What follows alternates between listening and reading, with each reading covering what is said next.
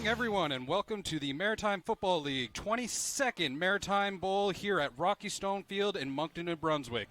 We got your hosts here, Mitchell Osmond, and next to me is Mark Crandall, the founder of the Maritime Football League. Well, Mitchell, thank you for that introduction. That's a long time ago, and very excited to be here for this Championship Day of football.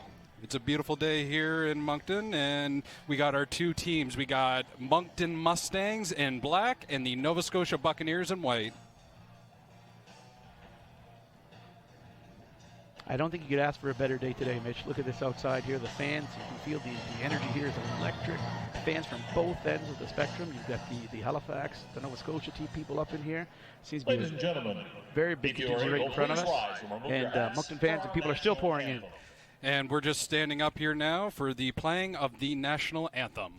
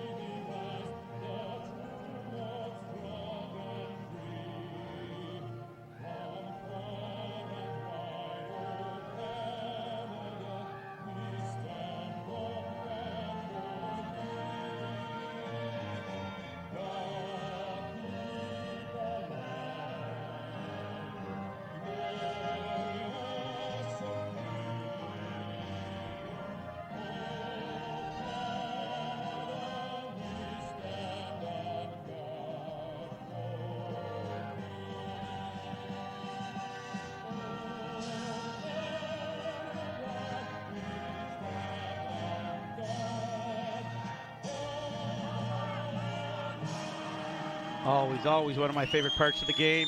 I agree. Playing with the Mustangs, that helmet's up, you're realizing that you're about to go, you're getting ready. The pride in Canada. I don't know if you caught that, the O Canada singing last night at the Edmonton Oilers game. No, I did not. It was quite the entire stadium. I haven't heard anything quite like it in a lot of time. The pride that we have as Canadians here, and getting ready for a day of somewhat Canadian football here. Yeah, no, it's another beautiful day here, and we got the Mustangs receiving. The Halifax Buccaneers deferred to the second half, and the Mustangs have chosen to receive towards the score clock. I think the Mustangs won by a touchdown against these guys the last game, so that's not a bad move by Halifax. I think this is going to be definitely going to be a close game here tonight. You have to keep that close at the half and get that ball back. It's always I always like to score first, personally. I was always big on getting the ball and trying to score first and putting the nail in the coffin. But you're 100% correct.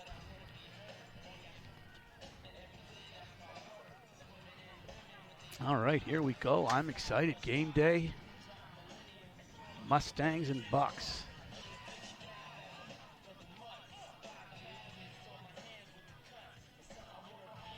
Just looking at the roster here, too. Am I going to see the different helmets on the Bucks team?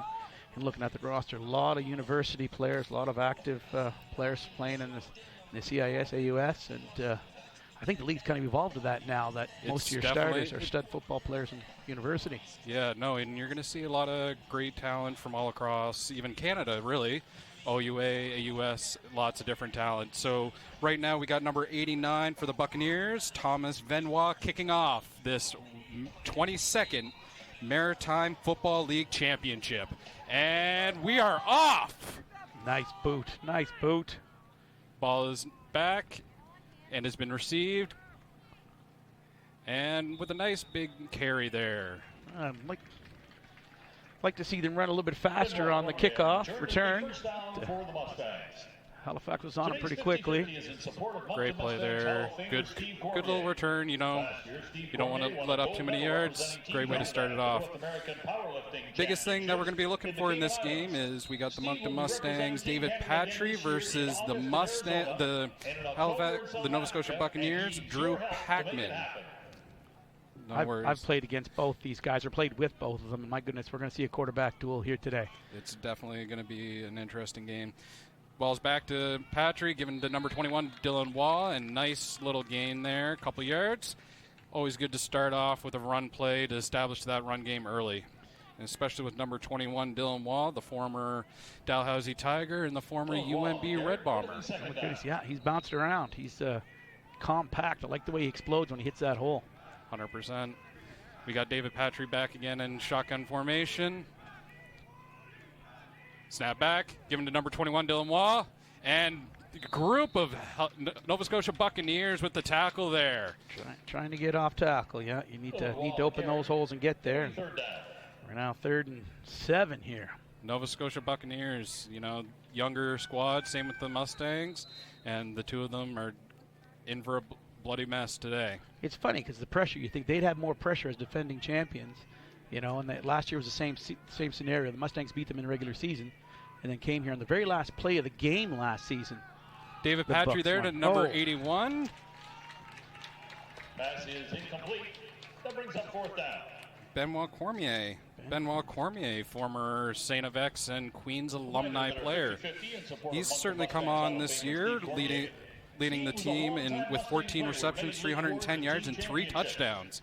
Crazy to think that he's only played 4 games for the Mustangs, too. Hard to believe. I've trained with this guy in the gym, and I keep telling young people today when they're out there the difference that the gym makes. This guy works harder in a gym than anybody I've ever seen. That's awesome. It's plyos and weightlifting and running and sprinting. He does it all, and it really shows. Ben George there with the punt to number 4. Cadre, and he's taking that one. The other way. He's bounced it. He's got the edge. Someone's got to get. Bad face mask. Oh, that's a rough play. Number 77, Miles Bork. Oh, that's a tough penalty to give up right on their first special teams drive of the game. That's 15 yards for the Nova Scotia Buccaneers, and that brings them into the Mustangs territory. Head coach Jason Terrace has really got a handle on this team, but if I know Terrace, that guy's going to get a growling at for sure for that one. 100%. Jason Terrace coming into this game with a 31-7-1 record. He's won 3 MFL championships as a coach, 2017, 2019, and 2022, as well as being a 4-time MFL Coach of the Year in 16, 17, 18, and 22. I hate to say, I coached Terrace when he was 15 right through, and he coached me my last year with the Mustangs. He has really come along. We've been lucky to have some great coaches with the Mustangs, and Terrace has taken that next level. Got Mitch Tufts there. Hand off to number 30, Toro Gabrielli. And, man, that kid is a big load, and we're excited to have him come play at Holland College this season. Oh, Mitch, as you know, I love the big running back position, and I love to see guys just put the shoulder down and run through it, make a hole if you can. And we got, for the big offensive matchup here for the Buccaneers, we got Mitch Tufts versus Gabrielle St. Germain, number 92 of the Mustangs and number 8 of the Buccaneers. Yeah, Gab's a monster. My goodness, he's a great big play action fast. fake. Big play. Wide and he's open. thrown to a wide open Goodness. receiver. There's a touchdown by the Buccaneers, number 12. Dawson Kierstead for the Nova Scotia Buccaneers, and that is not a great way to start this game. Buccaneers come out with a nice big play. Good play action there by Mitch Tufts to a wide open wide receiver.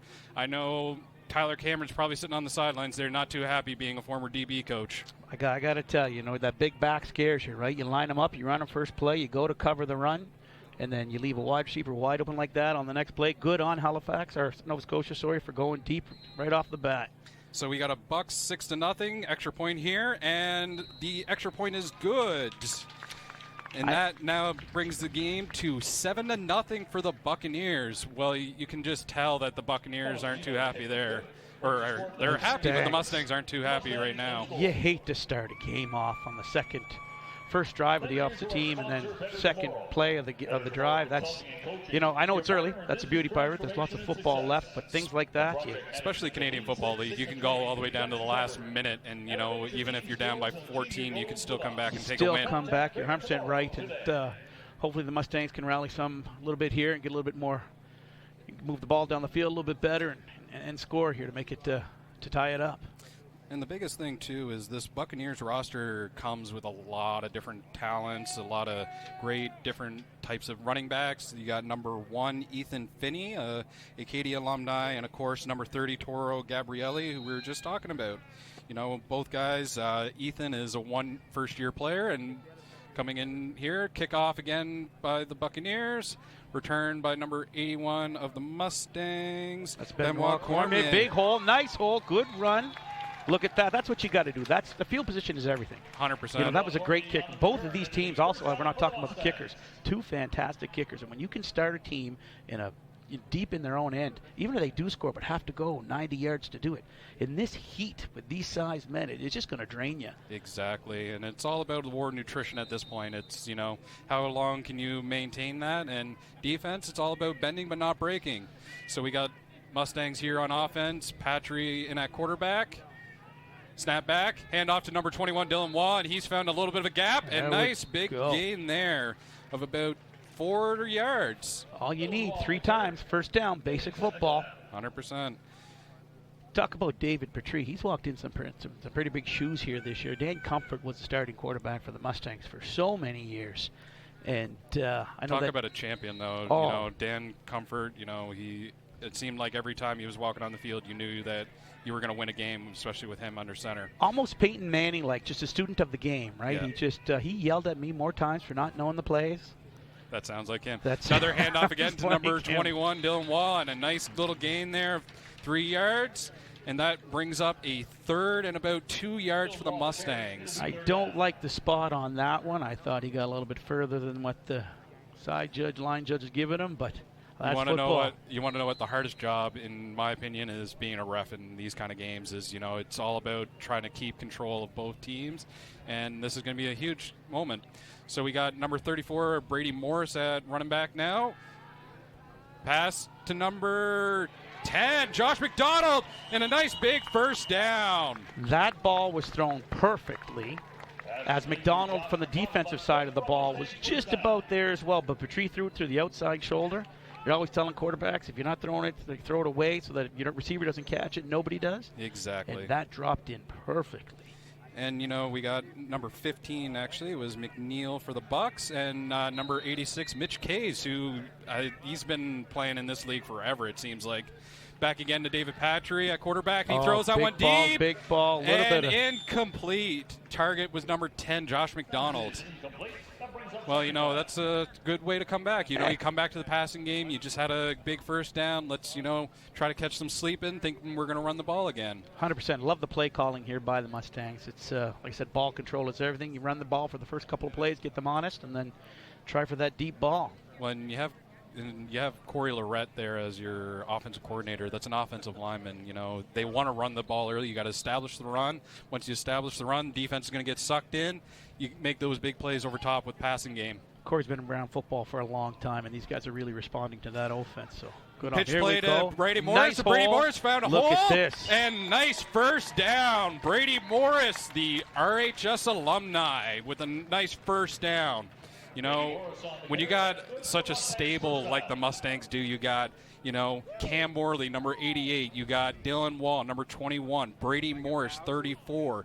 And you're still not even talking about the young guys that they got in the waiting. Spector. Yeah. You just have so many running backs. It's tiring as a defensive player. And this Morris fella, you're looking at 5'8", 210 pounds guy pounding the ball. You put him in and then, mix it up with those speed guys. There's just so many options. As a former linebacker, you don't want to be playing against two power backs. It just makes for a long day. Brady Morris there again, just finding yards, putting his head down and just getting yards. And, like you said, being a smaller back, you're able to get those extra yards because now that defense has to get lower because you can't tackle guys up high. You have to tackle them by the hips. You're so much emphasis now. That's good. I find at the younger levels as well, they've done it. New Brunswick has done a great job. Atlantic Canada's done a great job at coach tackling clinics and teaching kids the proper way to tackle and put your head placement and tackling low.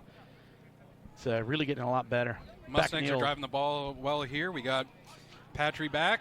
Passed again to number 4, Torrey Hicks. And he has got a good amount of yards there, about 12-yard pickup, and that's a first down for the Moncton Mustangs. Mr. Realtor just finding space.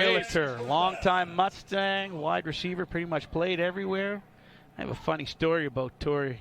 The year after I retired, he came up to me at the gym one day. He was on the treadmill, and he said, Mark, you remember when we were in a huddle and you'd say something goofy and everybody would laugh at you? He said, well, I did that the last game, and they told me to shut up, be serious, Tori. That sounds about I right. had to explain to him it takes years of being an idiot. There we go, right at the middle. Nice pass to Benoit Cormier there for a nice big gain, and looks like defensive player there for the Bucks just lost his helmet. Don't know what's going on there. I think that will take him off for 3 plays, too. Yeah, you don't want that, especially if you're one of the key guys for something simple like that. Well, and especially this close to the end zone. You know, you want your key guys in there. If he's a starter and the helmet just wasn't on properly, a little bit coach seems to disagree with the referee, but well, and Mustangs are breaking right. the huddle there. They're going to hold off a little bit just so the refs can get control there a little bit. Sub out that player who has lost his helmet. One of my favorite parts of the game here is within the 5-yard line. My goodness, I love the bruising, and the defense has to change. Well, and this is where, the defense has to make a play right now for the Buccaneers. Hand off to number 88, Cam Morley, and he just finds yards, and that's about a 1-yard carry. But, like you said, it's that 5-yard little gap. It's going to be the most important part of this little drive here right now. Can change a game right here. If Nova Scotia somehow managed to stop something like this, the motivation going the other way, this could be big. On the same token, the Mustangs really need to score here. I 100% agree with that. You definitely got to respond. You let up a big play on the defense. Offense, sometimes it's got to bail out the defense. It happens. You're right, yeah. And looks like we are taking a water break here. These are lifesavers. Black jerseys in the middle of summer. I don't know how hot it is out today, but we're sweating up here. Those fellas must just be drenched.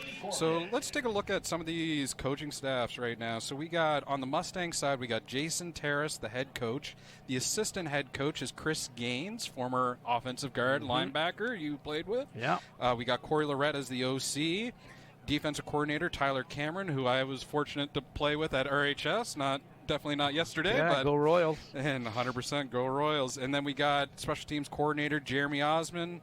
That's a guy who's won a lot of championships. Jeremy's been since, my goodness, as long as I can remember, Jeremy's been a staple with the Mustangs. 100%. He played with the Halifax Shockers and with the Mustangs. You wouldn't have any special affinity for that fella at all, would you? No, I definitely don't know that guy at all.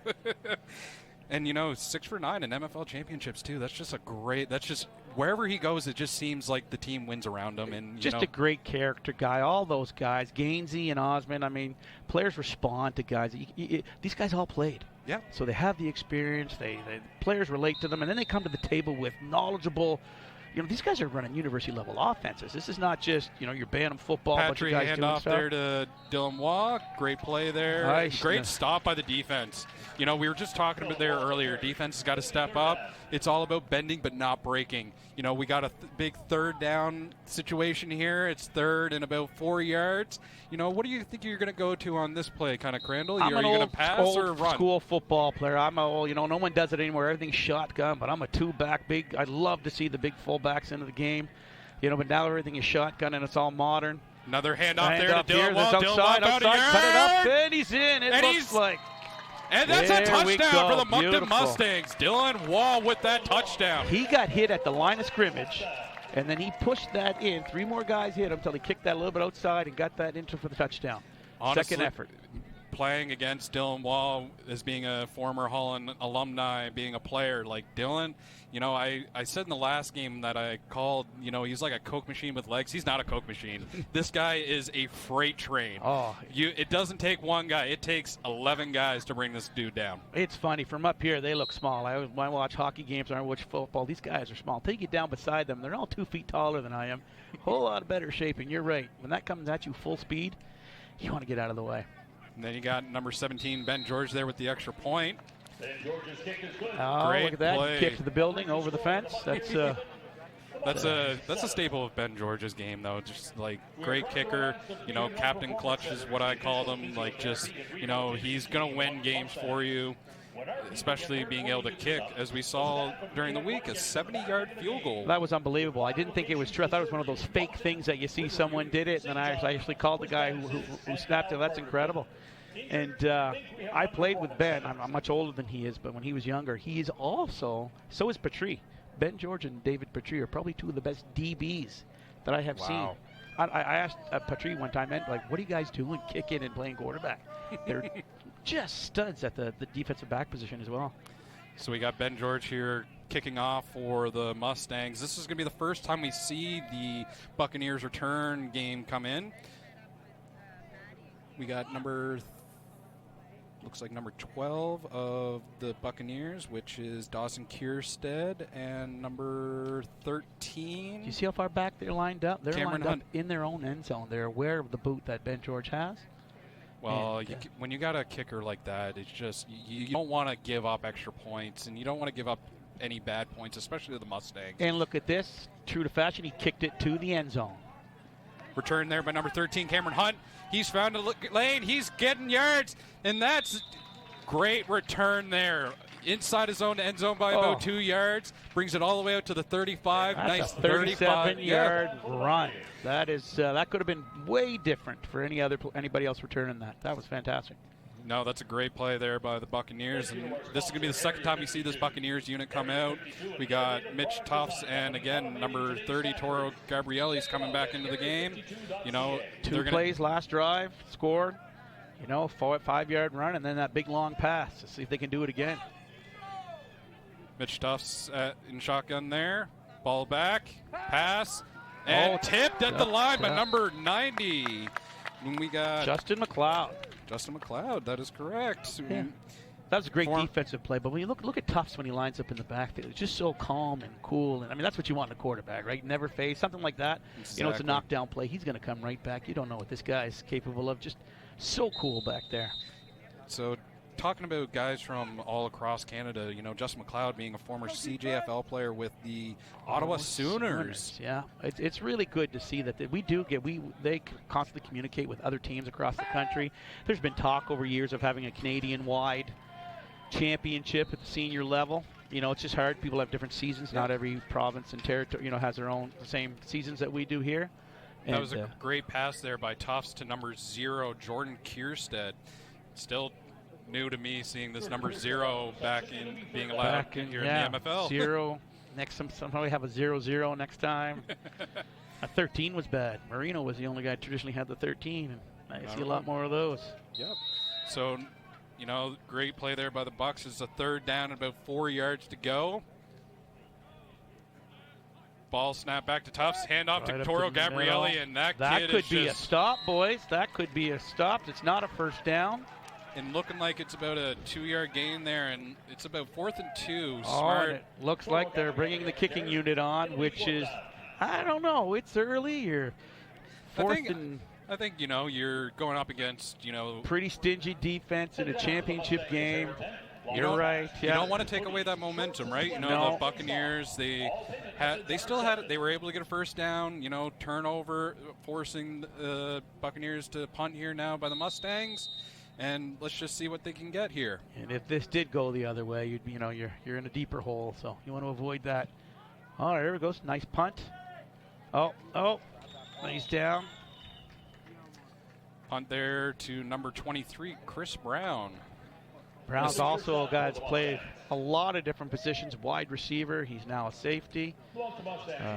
Brown's really come into his own the last couple of years as a leader on the team. And shut down corner, shut down safety. Fellow redhead. You know what the wild part is about Chris Brown, too, is that he never played football. They found him at the Moncton Flag Football League. Bring this guy out, and you'd think he played football his life.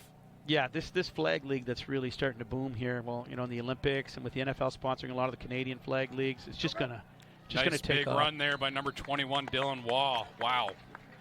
Like I said, this kid is just a freight train. Just able to get yards. He's fast. He's one cut back. He's not afraid. He's not just someone who shies away from contact. And you know that yourself, Crandall. You're not afraid of contact.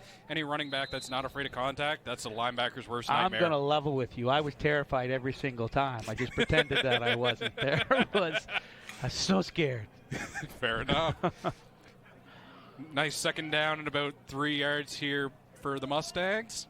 Ball snap back, hand off to Dylan Waugh. Come back in. Great play. Oh. Wow, great tackle there by number 94 of the Buccaneers, Morgan Ray. I think Morgan Ray saved a lot more yards there on that one. He came right out of nowhere, slid down the line, and managed to bring him down. If he hadn't done that, I think Dylan was just about to step it outside.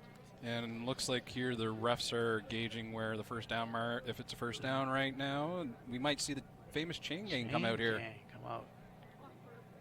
Yep, looks like a little bit of... So we talked about the Mustangs having a great coaching staff. You know, this young coach, Dion Hodges, you know, he's an Auburn High coach right now. He has an 8-4 coaching record, and he's already beaten the Mustangs in the most important game, which was last year. You know, coming down to the last play of the game, big throw, Hail Mary into the end zone. Great play. You think about the coaching here. You've got kids from all over the province, all over the city. You're only practicing 2 days a week. You got different coaching philosophies, like where they've come from. Ball snap back to Patry. He's rolling out to the right here, and he's going to find a lane, and he steps right out of bounds at the, looks like about the 52-yard line for a 2-yard gain. Patry had a nice 65-yard run last week that really changed the tone of the game. But this coaching staff, I mean, these are grown men as well. You know, jobs and families, to harness all that in and to bring a championship team together, you know, get them on the same page with the plays, get that defense gelling, get these personalities to click. That's not an easy job, and the Halifax Buccaneers have done that for sure, just to be here 2 years in a row. So we got our coordinators for the Buccaneers, Ryan Foster and Riley Gabriel. You know, it's great to see the Buccaneers really coming together as a squad. And nice big run there by Brady Morris. And that's about an 8-yard gain. Man, that kid is just moving the He's rock. averaging that today. Yeah. That's good. You know, get the big backs, especially in this heat. If you can wear this defense down with the big back for the first half, the second half, mix it up in the third quarter, fourth quarter with some speed, you know, it's harder to adjust when it's a warm day with that gear out here. Well, and the other thing, too, Crandall, we talk about the running backs, but, you know, the most important part of all of this is the offensive line. The Mustangs offensive line, you have guys that are high school guys coming out of high school. You got guys from AUS schools, OUA schools, and even a CFL player. Yeah, the anchor of that line to me really is Greg Kinsman, veteran football player, great presence in the locker room, great leader. And you'll never, as a running back, you'll never hear me say anything bad about an O-line. You're right. Those are your, you know, the guys that keep the game going. Your center is by far the smartest player on the field. And great first down there by the Mustangs. Patry there at quarterback. I love to see an aggressive O-line. Ball handoff again to number 34, Brady Morris. He cuts back inside, and he gets a couple yards there. Wasn't much there, but that drop of the shoulder got him that extra 2 yards.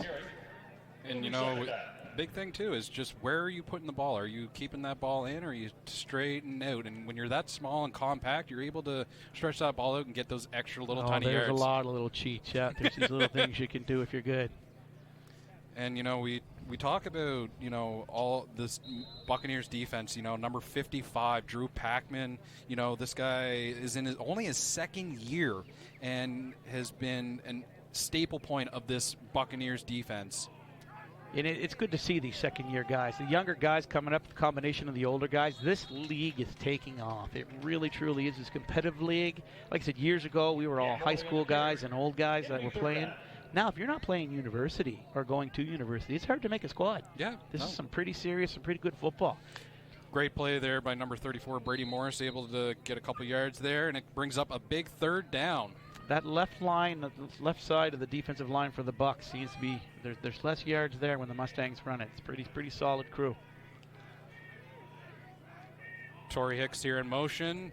Fake handoff, rolls. And he throws it, and it's caught by number 81, Benoit Cormier.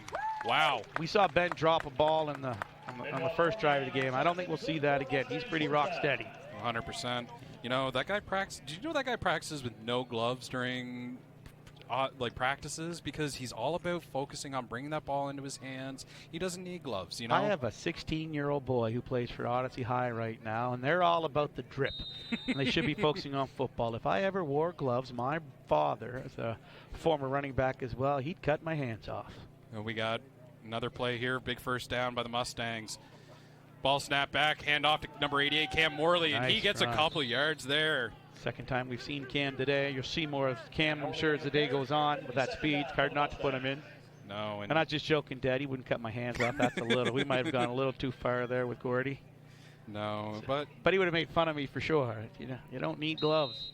Well, and we look at even just the background of all these teams. You got, even U Sports alumni. There's about 13 players on the Mustangs who've played U Sports. You got on the other side about 13 players as well that played either U Sports, CJFL for the Bucks. So, there's a lot of talent on both sides of the ball, and this is just exciting football. Dylan Wall here with the run. There we go, some room out. Found a crease and able to get yards. And they shut that down. You talk U Sports. I mean, there are former CFLers and current CFLers that have played in this league. For years when we played, Alan Wetmore was 7 years with the Alouettes. Mike Miller played 2 seasons with the Mustangs. He's the all-time leading tackler in the CFL on special teams. Like, that record is huge. Goat. To me, that is the equivalent of the best at your position in any sport. There's not a lot of Canadians that hold CFL records, and Mike has one of the biggest ones. Special teams coach this year with the Winnipeg Blue Bombers. So we got, another first down here by the Mustangs. Ball snapped back to number 21. Fake handoff. And nice pass there to, looks like number 11, Matt Rose. Matt Rose has been a constant with the Mustangs for the past few years. He's a scary man playing receiver. The guy can play receiver. Anywhere. Yeah. You know what? Put him at left tackle. He'll probably deliver a big block. And I hate to say that. I attribute that. Matt is a CrossFit coach. He's a guy that lives in the gym as well. And when you're in the gym, and especially that CrossFit sport where they see people out there, it's a dark. You're tired. You're beat up, and just push through. That translates onto the football field. How about we flip here? We're flipping end zones, end of the first quarter. This game is 7-7. Mustangs and Buccaneers. The Mustangs have shown really good run game on their offense. They were able, with their run game, it's helping open up the pass game. But, we also got to attribute this Buccaneers defense. They're just bending. And they're playing really disciplined football. Both sides really are playing discipline. I think it's fantastic. I don't think you take any away from the Bucs offense either. I mean, they scored on their first drive. Yeah. Second drive was a bit less, but that was the same thing the Mustangs did on their first. Yep. To be 7-7 in a championship game after the first quarter, I mean, you can't ask for any better than that. No, and you also got to look at it, too. It's not only the number 1 team versus the number 1 team in the regular season. This is also the number 1 offense versus the number 2 defense, and the number 1 defense versus the number 2 offense. So we're expecting fireworks in this game. Oh, yeah, this is a clash of the Titans. I think your first quarter is just people feeling each other out. It was a couple of plays, the runs and the passes. Nothing serious or no drop balls, no big interceptions, no big hits yet. But we're early in this game, and I think you're going to see some fireworks, like you said, come in the next three quarters. And, the Mustangs, they're right now in the second quarter. They're in their red zone, and it's just, this is their time. They got to capitalize on their opportunities. If we're looking at, what the keys of this game is, the Buccaneers are going to be really important on capitalizing on opportunities that the Mustangs allow. And the Mustangs, they just got to play disciplined. It's not a large margin for error. Last year, the Bucs won the game on the last play of the game, and the previous play to that was a penalty that got called back and gave them a second chance to throw a bomb ball into the back end zone. to Patry there, and he throws it, and wide open touchdown! Wide open, beautiful. Number 81, Benoit Cormier. Wow. Yeah, the Bucs are going to have to figure a way to stop Cormier. He's caught. You know what? Most of the passes today. You got to put somebody on him, follow him at all times, because he will light it up. The player for the Buccaneers that they need to get on him right away is Jace McDonald. This kid is in his 3rd season with the Buccaneers. He's already been defensive back of the year twice. Yeah, veteran cover guy. So I don't know where he is here now, but if I was a coaching staff here, that's an adjustment you've got to make. Yeah, and you just got to shut him down right now, because you don't want to create a bloodbath right now. There's no use not having your best guy on their best guy. You're down by 7. There's still lots of football, but you want to shut this down now. Ben George with that extra point there, and that becomes a score of 14-7 for the Mustangs. Do we really have to say Ben George with the extra point when he kicks it? Can we just assume that it's the same with the Fredericton kicker? These guys aren't going to miss these extra points. Well, Ben George there with that extra point, I'm pretty sure he kicked it into Riverview. What a great... I didn't know you were a former Royal. I am a former Royal. I'm not going to tell you what year I graduated in, but it was close to probably the same time your father did. We're not that far off. I was a graduate of 2013. I was 1992. Wow. Along with... I wasn't even born at you that weren't point even yet. born then. Jeremy was only 1 year old. They were still living in 1 year old, Newfoundland right? at that point. Longtime Mustang, Hall of Famer, should be a league Hall of Famer. Bob Gifford and I played football together and graduated the same year and started the Mustangs in 2005. That's awesome. And, you know, we even look back in the history of the MFL. You know, the first year, 2002, you know, at the time it was the Halifax Shockers won the championship. So this is an opportunity for the Nova Scotia to bring home their 4th MFL championship. We had, I remember the first year we had 3 teams in that year, and we were playing, each team had maybe 24 guys, everybody playing both ways. We were the Moncton Maroons the first year that we had before the Shockers. It was the Maroons and Halifax and Fredericton, and my goodness, it was hard to get everything going. And then we realized, you know, with time and the coaching and more players coming out, it's evolved to what it is today, which is fantastic. And really, this Maritime Football League, you know, we always got to thank just even the executives. You know, they all have hard jobs. You know, they got to pull all these guys together. You know, on the Mustang side, you got JD, Josh Dickinson, former wide receiver, Pat Forbes, and, you know, my personal favorite, David Chappie Chapman. David Chappie Chapman. That's got to be a Hall of Famer someday just for the work that he does for the Mustangs. And Josh Dickinson. Great play there by number 13 of the Bucks, Cameron Hunt. Josh Dickinson really has taken this next level. When we ran the team, it was nowhere near as organized and financially sufficient, you know, as it is now with Josh. He's and this is not paying jobs. These are guys that just do this. No one gets paid for this. There's no. And I think that's what's the best part. So we have a new running back in the backfield here for the Buccaneers. Number 1, Ethan Finney. Tufts with the. And he's just getting swallowed up by this Mustangs D-line. Oof. Watch that back leg, yeah. That's good on Tufts to make something out of nothing. Great play there by the Mustangs defense. He looks a little shaken up, but you can't take that many hits. That's a tough kid. Able to jump up, though, you know. The best I've ever seen was St. John Wanderers. I hate to say this out loud. My goodness, if any St. John fans watching. Wanderers had a quarterback named Hashi, and then he changed his name to Galecki. But we would swarm on that guy. There would be 12 guys on him. He'd somehow get out of that scrum. The battles that the Mustangs and the Wanderers had back in the day was Steve Cormier, running back, who's also mentioned here today, and Johnny Hashi. Mitch Tufts back in quarterback. Ball snap back. Pitch to Finney. He's finding the crease. He's trying to find it. Find the sidelines. He pushes his way for a big gain. Look at Group that. of Mustangs there. You got number 18 of the Mustangs, Josh Armstrong, and number 12, Shohei. Yeah, that Finney's not a small back. My goodness, that's coming at you pretty fast. That's those big guys.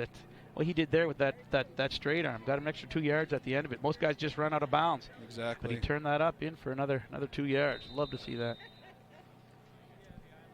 Big third down here for the Buccaneers. Big even for the Mustangs, too. They got to make sure that they don't allow the Buccaneers to get this first down.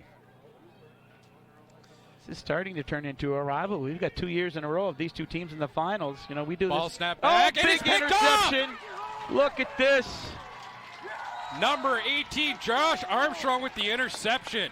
Wow, what a great time to come up with that kind of play. You know, Josh just made the tackle on the sidelines here and then go to get that interception. That's 2 plays, so you got to be fired up with that. Oh, 100%. And, you know, Jason Terrace has really grabbed this group, brought them back in, and they're starting to catch momentum now. Terrace is a scary man on that sideline.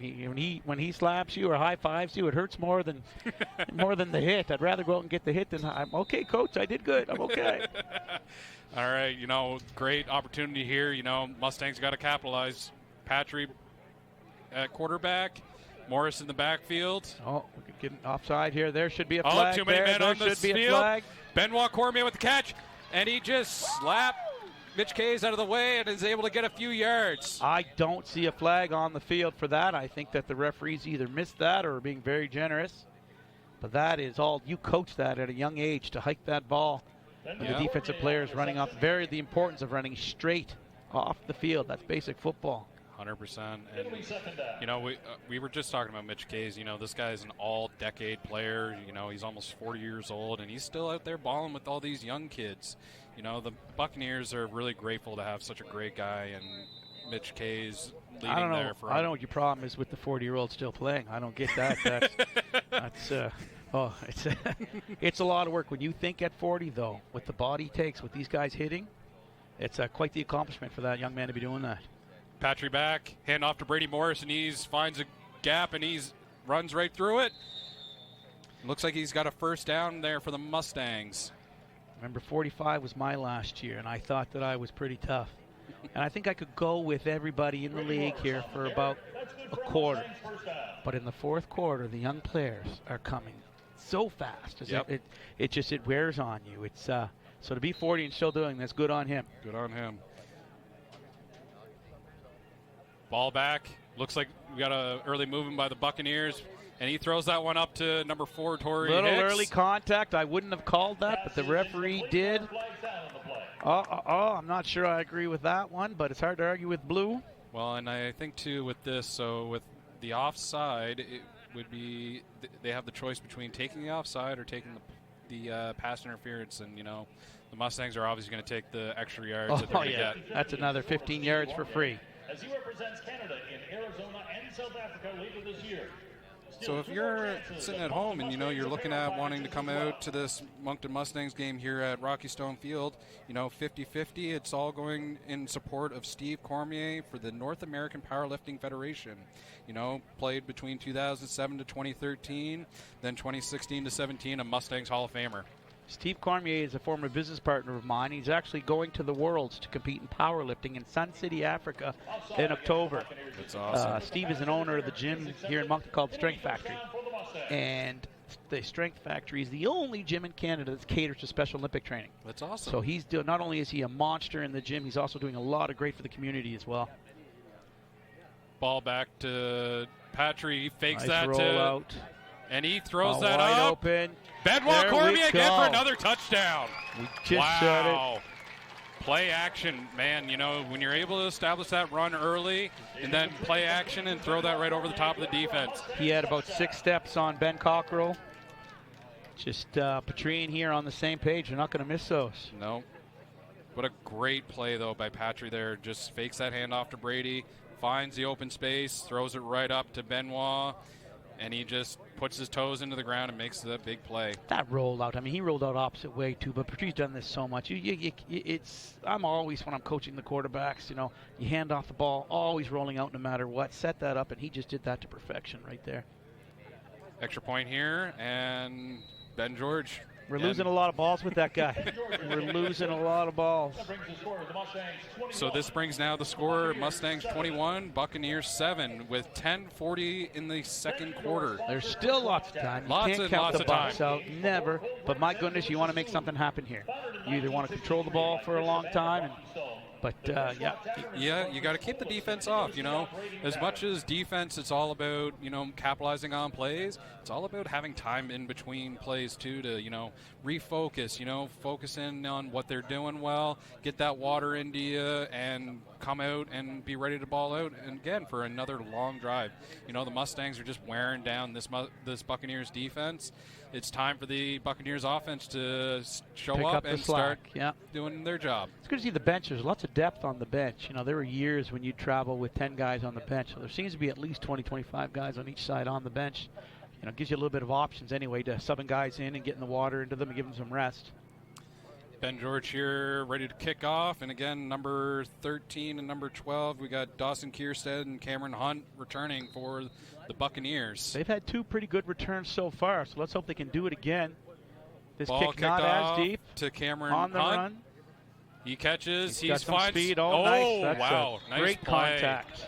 And I think that was number 22, Samuel Bawa. Sam Bawa's just graduating high school this year. I've watched him the last 3 years as a running back for Harrison Trimble.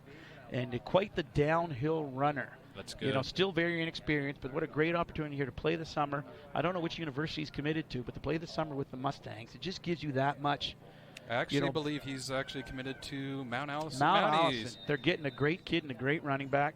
Downhill runner, you get the right coach to work on a little bit of the footwork with him, and I think you're going to see a future star in the university level. That's awesome. Buccaneers snap back to Tufts. He's scanning, and he throws it. Number 5, big play there by Mikkel Vincent. Oh, yes, at the end of that, there was a shoulder drop by number 23 of the Mustangs. Chris Brown came in a little late at the end of it. I don't know, we have replay here. But the shoulder comes in. You can see it right here if you're watching it from home. Throws it up. Back.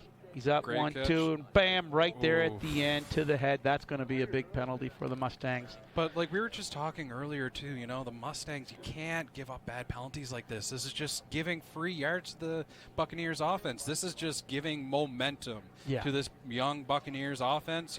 They got nothing to lose. They got 2 losses already on the season. The Mustangs are coming in with an undefeated record. All the pressure is on the Mustangs right now, and getting a bad penalty like that, giving the Buccaneers free yards, And Brown knows. Brown's a veteran player in this league. He knows that. I know it's an aggressive sport and you want to make the tackle, but to hit the guy on the way down like that with the arm. But you want to know a great job by Mikkel Vincent there, being able to just jump up and walk away from it. 4 guys around him to catch that ball. That was well thrown and that was well caught. Quarterback's throwing the ball to where the receiver's supposed to be. It's just, it amazes me, their ability at this position. And it looks like... That's a pretty big penalty. Looks like Chris Brown's coming off the field there. Oh, my goodness. That could be an ejection. Could be an ejection for the contact to the head on the way down. That would be a big blow. A big blow to the Mustangs this early in the game. Wow. Did he just... I think, that is it. That's an ejection from the game. That is something to see. That's a big loss there by the Mustangs. It is, but you know what also? Player safety is huge. Yep, player safety, 100%. A player like that, he's unprotected on the way down. We're just thankful nobody got hurt. Everybody's good, but unfortunately the Mustangs have lost Chris Brown, their starting safety for the game. First down for the Buccaneers. First down now for the Buccaneers at the Mustangs 35. 15 yards further. Flare out. Oh my goodness. Fumble. Oh no.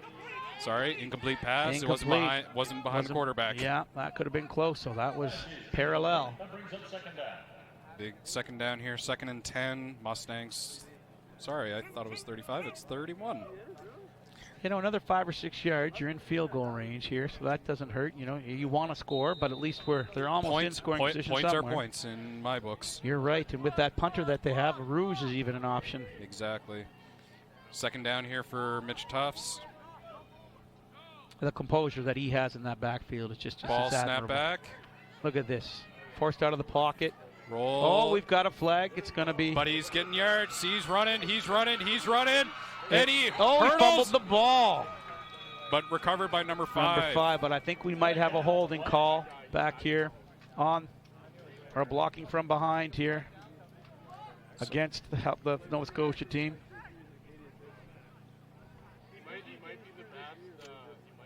We're lucky here with us in the booth today. We have longtime head referee Bill Pickerel reviewing the play with us here. Oh, it looks like a little bit of a hold there by number 66. Bit of a hold. I don't know. I might not have called that, but again, I'm not. That's why they don't have me on the sidelines. I took the course there one morning a couple years ago with Ray Dunn. I took the course, just the line judge. And they have the things they have to do before the ball is even hiked. You know what? Like I said earlier, being a ref, it's the hardest job on the football field. We talk about all these players, but refs are so important. And, we can't, whenever things, questionable things happen, it happens. It's just football. It's life. You just got to be, if you think that you can do better, sign up. Do it. I don't want to be that guy. Yeah. Ball snap back to Tufts here. He scans. Lots of time. Throws it to number 16, and that's an incomplete pass. Do we have a late hit on the quarterback? Noah Amos was the projected receiver there. We've got the flag on the ground. Oh, and I think based on the clap there by number 75, it might be on. It looks like it's going against the Mustangs. Yep. Yeah, tough release the ball and then get thrown to the ground. So with this defensive line being led by Gabriel St. Germain, scary to think that this guy was a former quarterback for the St. John Valley Mustangs. He's got to group everybody together and say, guys, let's get our hands up in the passing lanes. Let's not get those undisciplined penalties. Let's just do what we need to do. Well, I guarantee you at halftime, Terrace, Terrace being a former defensive player, and then you've got, like you said, that character, that leader like Gabriel St. Germain, there will be some conversation at halftime for sure on what's going on out here. You've already lost one of your good guys. You're now facing a roughing the passer penalty. And so the nice part about Gabriel St. Germain, he's leading the team in sacks. This guy has 6 sacks already on the season. Yeah, he's a scary man. He's a big scary man. But you know what? Off the field, teddy bear. The Mustangs have Nick Sleeper, longtime center, Hall of Famer for the Mustangs. Monster on the field. Probably the nicest guy you're ever going to meet. Gabe St. Germain. I feel like that's a lot of football players, Mark, is, you got all these big guys. You think they're big and scary, but really they're just the softest people. Gentle giants. You're right, yeah. But now, there have been some mean guys. I have played against some Wanderers. There was a guy, Phil Reed, years ago who broke both my hands. That guy was a monster. But, we even talk just about Gabriel St. Germain. Also leading this defensive line is Zach Cormier, former Tantramar Titan, New Brunswick football champion, played with Acadia, even played and won a Lonely Bowl too. Another big game there by number 1, Ethan Finney. Yeah, no, like I said, we've been talking about all day. These are all university guys. These are all guys that have played at the next level, These are guys that are going to the next level. If they're in high school and you're playing on this team, you're playing in university somewhere next year. Exactly. So it's the league has really, really evolved to, and that was one of our biggest things we started the league, was we never intended it to be a beer drinking, that type of league, and that has really gone away. There's none of that. It's very serious. The guys are in the gym training. There's corporate sponsorship. Look at the executive and the coaches on both sides of the team. This is an organized. This is unbelievable how far the league has come in 20 years. Great play there by number 1, and looks like they're going to go for it here on a 4th down play. I love 4th down play. You might as well. You're out. Punting ball snap back to Tufts. He scans. Big, he finds ball, it. Lots of play. Number 0, Jordan Kierstead. First Great down throw. and then Great some. catch. Wow. Great play there by the Buccaneers. Over the middle. Love the over the middle. You don't see a lot of that Wes Welker stuff. Yep. And that was. And, right now with this Mustangs, they're playing that 5-1-6 look. They're going to give up the inside of the field. If you're going to do that, your D-line has got to get in the backfield, and good on the Halifax O-line. They are, sorry, I keep saying Halifax, the Nova Scotia O-line. They are not allowing the big 3-4 to get through. But great play there by the Buccaneers. Lots of time for the quarterback. Lots of time. And looks like we got a quads here to the right for the Buccaneers. Be ready to see something fancy. There it Pass is. there Lots to of Jordan room. Kierstead. He finds it. He's going got to a be crease. in. Touchdown, Buccaneers! Yeah, you got to be moving as a DB when you see that play. You can't be stationary like the corner was there. A wide receiver will cut it outside every time and burn you there. This is turning into quite the game. I'm excited. This is, we were hoping for a back and forth game. The Mustangs started taking away with it, but the Buccaneers came back and they responded, just like we were talking about earlier. One more takeaway, one ball the wrong way, one fumble, one interception, one stop bad drive. penalty. You're right, one bad penalty. Momentum shift is huge. So we got Thomas Venois here for the extra point, and he makes it. And this brings the score: Mustangs 21, Buccaneers 14. Championship Day Saturday in Moncton, Rocky Stone Park. Wow. This is the 22nd Maritime Football League Championship. It's a rematch from last year, Buccaneers, Mustangs, and I don't know about you, Mark. This is just exciting kind of game. Last year, this was the same situation at the end of the game. The Mustangs were winning at the very last play. Yep. The Nova Scotia team threw a bomb, got a roughing the quarterback penalty. Very next play, no time left on the clock. Same play, touchdown, and the Buccaneers win. And let's not hope that this happens again. But the Buccaneers are coming back. They're not bowing out yet. This is the greatest sport in the world. For that, you never know. You never know. Buccaneers here on the kickoff. We got number 81 and number 6, Jonathan Theriault and Benoit Cormier back to return it. Cormier's been a stud all game, and they kick it to number 6, Jonathan Theriault. Johnny Football is what we were calling him last game. And Johnny Look Football, at this, he found the seam. wow. Oh, tripped up by number 21 at the last minute. My goodness, Jace McDonald. You know, we were just talking about that guy earlier, Jace McDonald. You know, he's a young kid with this Nova Scotia Buccaneers team. You know, former SPO alumni, former Football Nova Scotia player.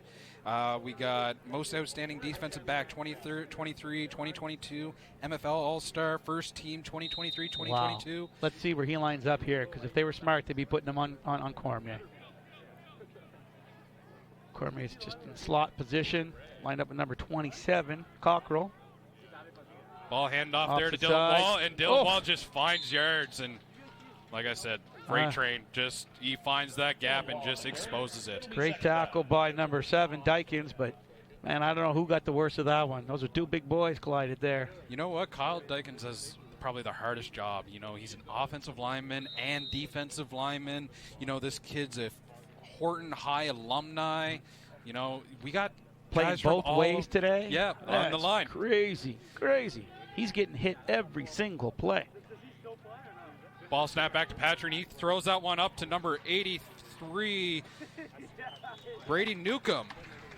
We haven't heard a lot from Brady today. He's another good wide receiver, built just like Cormier. So the Mustangs do have some good size at the wide receiver position. Brady Newcomb, former Acadia alumni there with a great catch. He just goes up, catches that, reads the play, shimmy shake. Nice tackle there by number 27 and number 86 of the Buccaneers. Good for Petrian moving the ball around the different guys too, right? You know, they're going to be looking for Cormier. And like I said, we talked earlier about this backfield. When you got 4 or 5 guys you can put in every time, they can all carry the ball and all do it well.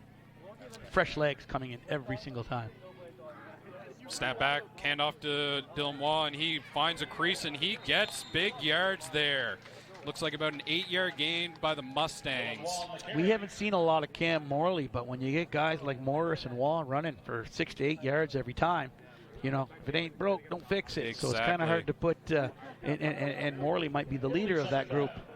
You know, but to know to be a total team guy and to know these guys are going well, let them do it. That's a great testament to the camaraderie of this team. Well, Cam Morley comes into this game. He averaged 7.1 yards a carry. So, like you said, you know, you're moving to Brady Morris and Dylan Wall.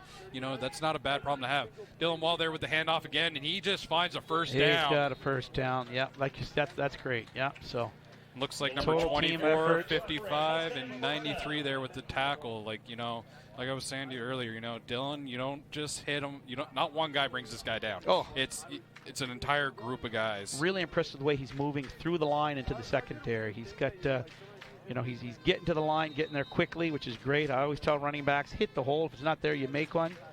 And in the offensive, the center for the Mustangs, Colby Beliveau, is just leading this group. You know, he got a hard job taking over for Corey Lorette.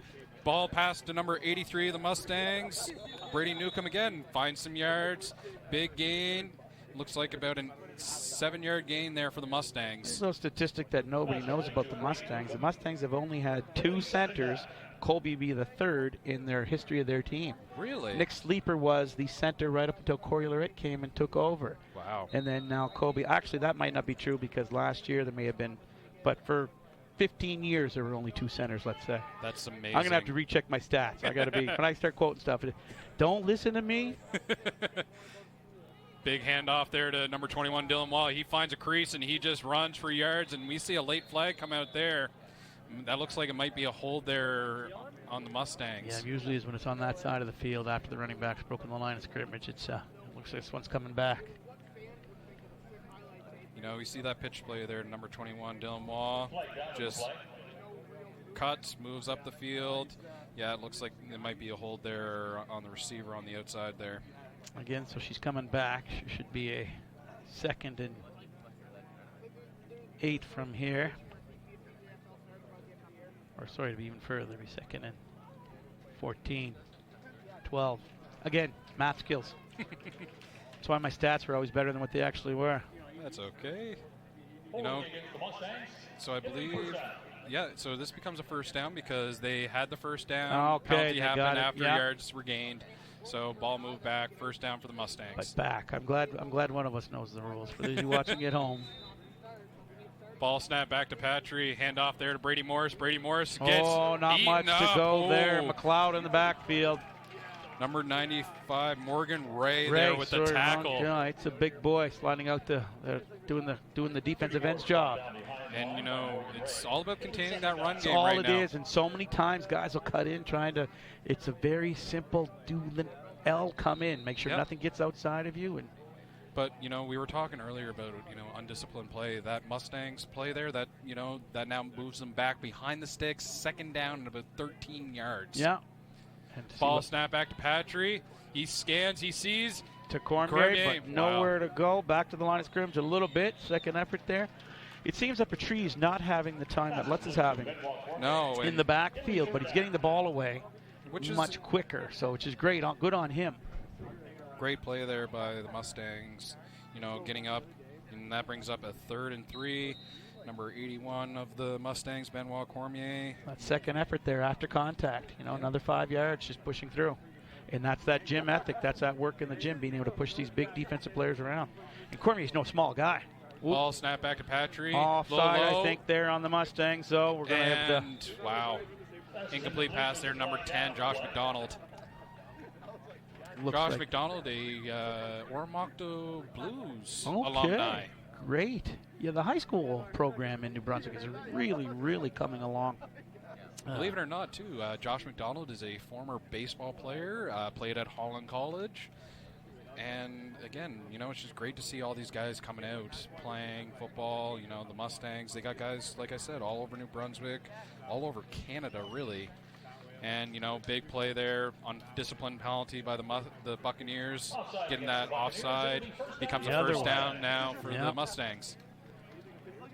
This late, what their time, with 2:42 left, you don't want to take any penalties. 2:42. And go into the half, even down further. Ball's on the 28-yard line, so you're now in the Buccaneers' red zone. And Ben George can kick anything from here. So hand off to Brady Morris, and he finds. He gets met there by number 55, Drew Packman. Man, that dude is a unit. You know, we talk about, you know, some great players. You know, the Buccaneers, number 55, Drew Packman. You know, this guy is won best linebacker last year. He's in his 2nd season. Wow. And this guy, Horton High alumni, just... Well, we were talking about the left side being the dominant side, and for the last little bit, that right side has really blown up the left side of their Mustangs O-line. So that whole D-line is something. Ball snap back to Patry, and he fumbles that one. Ooh, great play by Patry to jump onto that. Yep. And looks like you lose about 2 yards on that one. Brings it in behind the sticks, so it's now 3rd and 13. You know, Corey Lorette's probably going into his bag of tricks here. You know, you got 3rd and distance. You got to get that first down. And, you know, at the end of the day, you got to walk away with points right now. Ben George warming up on the sideline. Yeah, you see Ben doing that. He's ready to go. And it'd be nice to see him kick. You know, as much as nice to see a first down here. But I look for the ball to go to number 81 here, Cormier. We got trips to the right side. Ball snap back to Patry. He looks for it. Ball's up. And there could no flag. No flag. Great coverage. Great coverage by number 27 there of the Buccaneers. They did go to Cormier, but didn't work. Yeah, great coverage by Cockrell. We see a flag on the far left-hand side. Yeah, that goes against the Mustangs. We'll see George come in. Looks like the refs here are talking.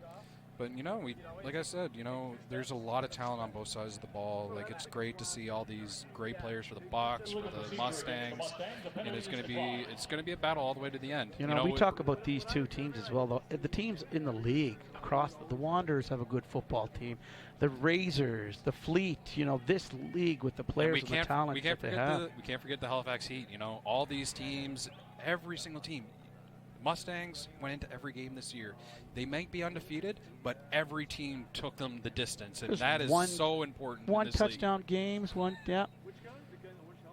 Great play, and it looks like... I don't know if we want to mention on the air what Pat Forbes one of the executives for the Mustangs just did as he walked by us up here in the booth. We'll leave that one to just you and I. Definitely said hi. He said hi, yeah. Thank you, Pat Forbes. Pat Forbes, longtime Mustang, new head coach for LJR Patriots, team in Shediac that's going to be starting a football program next year. You know, it's good to see Shediac finally coming into the NBIAA. It's great that all these teams from all across New Brunswick, you know, when I played, I don't ever remember the Miramichi having a team. Now Shediac has a team. This is amazing. You're right. Or Moncton. We're really starting to, for years I found that we didn't do a great job of promoting football to the Francophone communities, and now you're seeing that. And that's awesome to The hear. stud athletes that are down in Shediac and the student population, there's no reason for it. Now, they're going to be 9-man for the first year for students till they get up, but you couldn't ask for a better coach. He's got some assistant coaches down there helping him out. The community's really rallied around him. That's awesome Their to hear. jerseys look incredible, almost like old Army jerseys. They look great. So it's going to be interesting to see what Pat does with that program. But so this comes into a fourth down, so it looks like it was a penalty on the Mustangs. Buccaneers declined it, but Captain Clutch coming out here for the field goal. Ball's up. Oh my goodness! Wow. It looks like that was wide, and it was a rouge. Here, but it was a bullet. So yeah, at least they walk away with 1 point. Definitely curious if that ball got tipped at the line there. So for all of our fans out there, even though the Mustangs missed that field goal, if that ball rolls into the back, it counts as a rouge, which is unique to the Canadian Football League, and that's 1 point. So that now brings the score Mustangs 22, Buccaneers 14. And you want to know what? Crandall might call it early, but I feel like that 1 point is going to make a big difference when we get into the end game. You know people at Pro Line, but if that's the case, put your bets in. But we have seen games decided by a the rouge. 1 point rouge. I know. Hard to explain that to the our American brethren, but a rouge. So the ball gets started out on the 35-yard line. You know, when you miss the field goal, the opposing team has the choice of either taking the ball or getting the kickoff and toss with the big throw. Look at this. Oh, my goodness, what an opportunity. Number 13 of the Buccaneers, Cameron Hunt, almost brought that one down. Great action play. You know, the Mustangs almost get that sack. Throws that one up there, one hand on it, and just wasn't able to bring that in. But, wow, great athletes. Odell Beckham, the ruination of football. 2 hands on the ball every time. I've got young kids that I see practicing that Odell Beckham catch, which is, I suppose you want to practice catching every way possible, but just catch the ball. Yep. You know what? I can hear Coach Sean Manning in my ear just saying, I don't care. You're a defensive player. You put 2 hands on that ball no matter what. No matter what. Yeah, Manning, former CFLer as well. That guy could play ball. Ball passed out to Jordan Kiersten. He finds a seam and is able to looks like a first down there for the Buccaneers. We're looking at 1:42 left here, so it's got to be some good ball control and get down and. Minute and 42. And the big thing, too, in the CFL that's a little bit different than the NFL is when the ball before the ball gets set by the refs, the clock stops when it's under 3 minutes. So this is going to be really important. You don't lose those seconds. Yeah, the clock is not as. So now the clock is rolling. Ball was set. Refs blew it in. Buccaneers, I'm thinking they're going to pass here. With no sense of urgency. Yeah, he seems to be cool, calm, and collected. Ball snap back. He's scanning. Lots of time. Look at the time he has. And he throws that one up. Ball. Number 12 is wide open. Get out of bounds. Great play. Stop the clock. Great play by Dawson Kiersten with that catch. Brings that ball out of bounds, and it looks like the clock will stop with 1 minute and 19 seconds left. That's a good 30-yard pass. Oh, rolls, we have a flag. Throws it up. The Mustang is down right into now. the pocket, wide open. Great play. And looks like number 3, Matthew LeBlanc at a Odyssey Olympien. There you go. With the play. Odyssey. I'm actually the current strength coach for the Olympians, getting them ready for next year's football season. So it's good to see that he's not. And looks like Gabe St. Germain is down on the play. That's not a good thing to see, but, I'm happy to see that he's able to walk off on his own power. Oh, I think it would take a lot more than that to get him out. That fella, you have to tape him up, stitch him up, whatever it is, he's going to go back into the game. So we also got to thank, too, we always talk about the coaches, but, the training staff. led by John Gonzalez. You got Kyle Sutton, Cameron Bessie, Pierre-Marc Lacroix, Jeff Betts, and Chris Murray of this athletic staff for the Mustangs. Just great to see. You know, you got Johnny's been with the team forever, back as long as we made partnerships with him at Rehab 1 from day one. Cameron Bessie and Kyle Sutton, both former Mustang players. You know, Sutton was probably the quietest DB that I've ever been on a team with, but he hit like a truck. And these guys keep these guys healthy all season long. So it looks like there was a big penalty there that brings the Bucks back That a few one yards, just and it looks like it's false start there by the Buccaneers. Man, this is not a good time to get these penalties. So we got a false start. Now that brings it back to a 1st and 25. Wow. The arm is there. It is possible. You just hate to have to do it. You were in scoring position a second ago. 2 penalties bring you back there. It's frustrating. You hope to at least get into halftime with the ball with 1 minute and 17 seconds left here. But my goodness, the last thing you want to do is get another penalty and be back even further into that hole. And, you know, we talk about the Mustangs executive. You know, we got the Bucks executive with Michael Duquette, Cindy, Kearley Smith, Meredith, and ball snap back to Tufts, and he throws that out, and it's caught. Nice.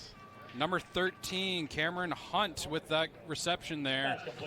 Yeah, look at that Bucks. Look at the Bucks, how organized they are with the coaching staff. You know, even putting all these to get the gear, to get the jerseys, to get the sponsorship, to get the guys on a bus to come here. Yep. That's not done without the executive. Exactly. You know, so good on.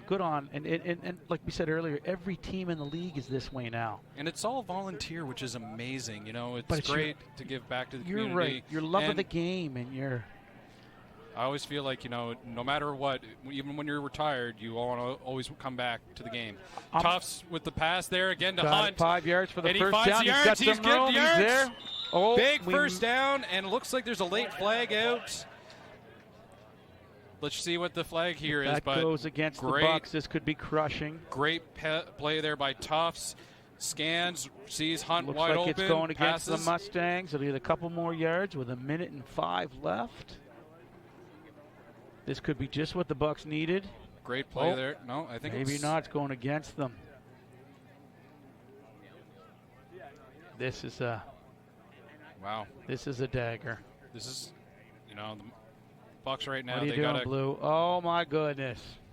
Back again for the Bucks here. You know, it happens, but it's awfully frustrating when you're, especially when you're in that 1 minute and 5 second mark. Yeah. Right now, you're just like, guys, like let's chill the undisciplined play. Like, we're moving the ball. Like the Mustangs right now, if I'm DB, I'm uncomfortable. But, you know, it looks like the flag was after the first down, so we got repeat on first down. On the 50. Ball snap back to Tufts. He play action nice passes. Fake. Look at that. He's throws got it ball up over the middle. Nobody there. Intended receiver number 12, Dawson Kierstead. You know what? This is reminiscent of the last 30 seconds of the championship game last year. Yep. I know we're only going into halftime here, but she's a nail biter with under a minute left. The Bucks driving to go into halftime. If they can do this, kick the extra point, even go for 2 to keep it, you know, to tie the game. This could be a very exciting second half. If you're at home and you're in Moncton, come on down to see this. Come on out. Big crowd here. We got fans from the place seems packed, which is amazing to see, especially for the Maritime Football League. You know, you got fans from Nova Scotia here. You got fans from the Moncton area, but you also have fans that are, you know, from St. John area, Fredericton area. I saw Bobby Mack out there. Great guy, former Mustang, Fredericton Fleet player. He's here. Lots of guys from all over Atlantic Canada coming here for the 22nd Maritime Bowl Championship. I saw Terry McIntyre, Bobby Mack's father, out here earlier. Terry McIntyre started this league and he was a league president. He's with Paul Best, our current league president. So the McIntyre Cup, the trophy today, is actually named after Terry. And, you know, he was one of the key guys. I remember late night meetings with Terry trying to organize the rules of this league and what we were going to do. And, yeah, he's been a key staple to this league for 20 years. And it seems like Terry gets younger every year. I see him, too. I don't like to say that I'm aging. I don't understand it, how I'm aging so poorly, and these guys keep getting younger. You know, this is a great time. You know, Buccaneers call a timeout. Water gets out there. You got to fill up those big men. You know, it's the most important position is the offensive line. You know, if your offensive line's not holding those blocks, quarterback doesn't have time. And it seems like the Buccaneers' offensive line has come to play. They come to challenge this Mustangs defense, and they are ready to roll. The Mustangs D line has been quiet. Uncharacteristic. Oh my goodness, what kind of word is that? Uncharacteristically quiet. Look at this. Tufts is finding yards, and he gets big yards there. Yeah. Looks like it's about a third and 2 here. A little bit of pushing here. Walk away from it. You got to walk away from it. Well, and you see number 1, Zach Cormier. He's the one that's grabbing on to that Mustangs player, number 16, Liam McDougall, and just pulling him away. Like you said, it's all about, especially in a ref situation, they always throw it on the guy who reacts. It's 100%. Not the guy who commits the act. It's usually the guy who reacts that they throw the flag on. And they're looking for it, yeah. So it's this type of game this late going into halftime. Well, and especially when you got, the undefeated Mustangs going up against this 4-2 Buccaneers. Like I said, the Bucs got nothing to lose right now. This is a key drive right now for the Buccaneers. Ball snap back to Tufts. He throws it. Wide open in the middle. There we go. Big play there. Number 18, Riley Felix there with the catch. And it looks like it's a big first down there. No flags on the play. And we finally move past that 50-yard mark. And it now puts the Buccaneers in field goal range. And we got a timeout by this Buccaneers. Oh, no, sorry. The Mustangs called a timeout here. 34 seconds left on the 35-yard line. Lots of time. 3 more plays easily. As a defensive guy, we talk about, Canadian football, the ball gets stopped, the clock stops in between each play. It feels like an hour and a half when you're a defensive player, and we've only been in the 2-minute mark. A minute and 30 has gone by on the clock, and we've had all these plays. Defense, it feels like you've been out there for an eternity. Yeah, and I find, too, in these timeouts here, this is a good call by the Mustangs. Regroup, make sure we get the right defense out there to stop this offense. But you just want to go. You just want to hit. You just want to get going. But, smart move to adjust. Well, it looks like the Mustangs here have brought out a 3 defensive line, 2 linebacker, and 7 DBs. So it almost looks like the old 3-3 defensive look. Old school football. Expecting Tufts to throw it deep as he's been doing here this drive. Not much of a running game the last few plays. Ball snapped and Tufts takes himself. it. You know what? Great smart play Look there by Tufts. Look at this cutback. Oh my goodness! If he's got it. He's going to go. Oh my goodness! He's going. There's a late flag. I think we've got a penalty. Wow! Big run there by Mitch Tufts. He brings that into the Mustangs 5-yard line. But like you said, there's a lot of laundry on the field right now. The last name is Tufts. What else do you expect? Just able to plow through that defender. Look at that. A lot of arm tackles. Moves it in. And then, just makes another deke. And big play there. Oh, I think that penalty was on Matt Rose for face masking that defender. So that now moves the ball half the distance to the goal. Line. This is the most exciting play in football. I don't know about you, With Mark. 22 seconds left. You're going to get 2, maybe 3. 2 kicks at the can, maybe a third if you're lucky. Now you need those big D linemen here to stand up. So you can, I don't know if you can hear it at home, but the fans are getting excited. 1-yard line, it is the farthest yard in football. Whoa. And especially for a defensive line, you have to give the offense a yard, which is unique to the Canadian Football League, unlike America where, you don't have that 1-yard buffer zone. Offensive line, this is where you make your bread and butter. This is fantastic. This is exciting. This is reminiscent the last year I played. I got the ball on the 5-yard line, and we had such an good old line that year that by the time I walked into the end zone, our O-line had the entire defensive line 5 yards in. All I had to do was not fall down and get the touchdown. So this is going to be exciting to see what they do. Get the big running back. And the big thing, too, right now is it's 20 seconds left on the clock. You're on the 1-yard line, first down. You have 4 shots at the end zone right now. I'd be surprised if the way Fredericton's playing. And again, this is momentum shift going into halftime. You score here, you get the extra point for 21. Go for 2 for 22. I'd take the 1 going into the halftime. I think if I'm the Buccaneers, I definitely go for that 1 point. You know what? I'd rather go into the second half being down by 1 point, because guess what? Like I said, the Buccaneers have nothing to lose right now. And they're getting the ball back. That deferring of the kick at the start of the game is going to come in very handy. With that momentum continued over, boys, let's go and let's pound it to them. So this is going to be exciting. See what happens here. So we got it right in shotgun. Mustangs stack that defensive line, preparing for a run play. Ball snap back. Finney's in Fake the backfield. This and he throws it up, and it's just throws that one incomplete. Smart play by the quarterback there. This tough fella, I'm very impressed with what he's doing here today. That was the first time he was actually a little bit rushed today, so good on the D-line. But it looks like there was a blitz there by the halfback to kind of rush that throw, and, you know. I'm old school football. I don't understand why we're doing a Seattle Seahawks passing here. I know it's your first one, but you got that big Finney in the backfield. I don't know why you just wouldn't pound this in with those big old linemen. And you got Tufts there back at center. Oh, and he's coming under center. Quarterback keep in. He's in, standing touchdown! up. We have got Scotia us Buccaneers! a football game now. Wow, this is like, 14 seconds left. The Buccaneers drove that field with 2 minutes left on the clock, 14 seconds left.